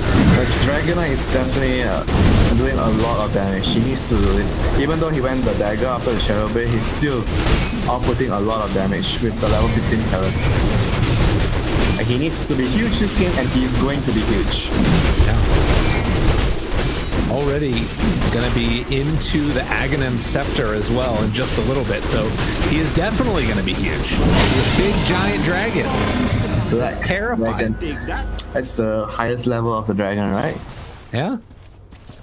Scary dude. You play Heroes of Might and Magic? No. I don't know what that is. Black Dragon is the highest tier dragon. Oh, okay. But in some games, the Gold Dragon is the highest tier. What level is the Ogre? Because right now he is getting destroyed. KP try to stay alive there, but it's not going to happen. He dies again. And now, like, look at this momentum that Fnatic are playing with. TNC, they got to put a stop to this because they keep on losing hero after hero. Is this going to be a high ground push? They have ulti again from Moon. Jump forward, trying to find an opening. Ooh, Gabby almost got caught, but not quite. But yeah, man, I don't know what they do to stop this right now. They have to regroup, reset. Try to wait for Horn, wait for your spells, wait for your Doom. They need to get this Soulbind and double Doom. Radiant's middle tower And they have a has fallen. Veil on the Grimstroke, so they're gonna output a lot of damage. A lot of damage. Oh, they got a repair kit on TNC. What a game changer. What a game changer. It always happens, yeah? Yeah, I know. Oh, man. I mean, Skadi? for who? You're not gonna guess it, man. Someone's buying a Skadi. Ogre? No, it's not him. Who's it gonna be? Oh, it's Venom? What the hell? All right, ice. I mean, he needs to lower the regen of the Doom, I guess. Sort of? He's changing his mind. Why is he actually buying Skadi? Makes no sense. Now he's queuing up a Lotus Orb, but he's got the ultimate orb. I mean, the Lotus Orb makes sense. Right, but he's got an ultimate orb now. Like, does he sell it? Like, I don't know. What do you do? Make it into a Lincoln. Okay. Put your Lincoln on the DK, I guess. Very bizarre. I mean, sometimes he tries really hard to be the carry. Yeah? Yeah, he does tend to do that. And what is... Everyone has their weak spot. And his weak spot is sometimes when he's having too good of a game, he tries to be the carry when he only just needs to keep things simple. Support your PL. Get items that allow the DK, to survive or to do better in the fights. You don't really need to try to do damage. I mean, if he's not getting the Lotus, he's getting Lincolns now. Make up your mind, friend. I think PL's getting the Lincolns too. Yeah, he's got the ultimate orb already. And building up Perseverance, it looks like. I think that should be coming out to him in just a second, the full Lincolns for the PL. Yeah, I mean, I'm just looking at these cores, and yeah, there's a quad, like, super farmed heroes on the side of TNC, but Fnatic right now is so strong. I feel like they've got two of the strongest heroes in the game on their team right now. Maybe these BKBs can make enough of a difference. They're getting, what, Vampire Fangs for Spectre, maybe something else coming out on the Courier in a second for his neutral item. I'm not sure. It's a tough game. They need more.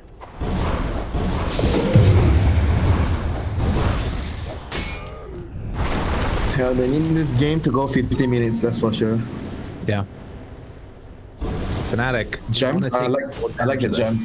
They get a gem on the Doom. When you're losing, you need the gem to clear out the vision so you have a better chance of coming back into the game. Okay. They're gonna miss on that ward, just barely, but I think the ward scouted them making this move, so they know about it. Fnatic, they find him! Oh god, if they lose the gem right now, they do get the Soulbind on it too.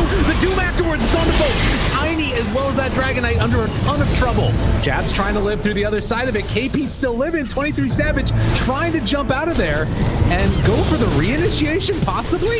See if he gets the slowdown. He's got KP under fire. That's a pretty good one. The casks are bouncing, and 23 Savage streams forward. The Gale just barely able to connect on a Gabby, who's dropping the Meteor Hammer. What a freaking play! He burns through the Aegis, but he too will eventually die.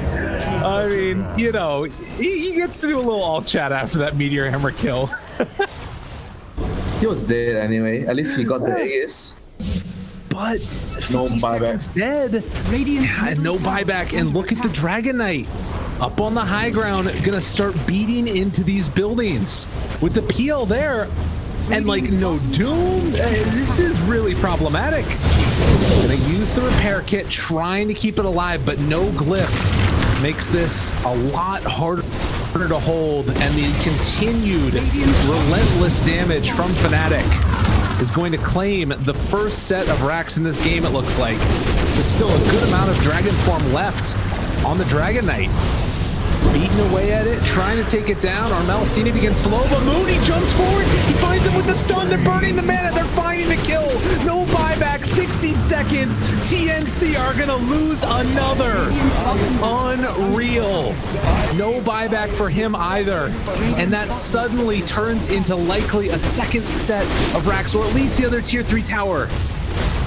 Fnatic making the play and taking another high ground structure. Radiant's middle tower is falling. God, are they sticking around? I mean, I guess why Radiant's not? middle barracks are under Like, attack. Spectre can't really fight him right now. So that's 2 sets of racks. Can they stay for more? Are they insane? Oh no, and they jump forward. They find the Doom yet again. Tim's, BKB trying to turn in, seeing if he can take this fight. Still 20 seconds, still Doom is off cooldown. Radiant's middle barracks 23 is Savage. falling.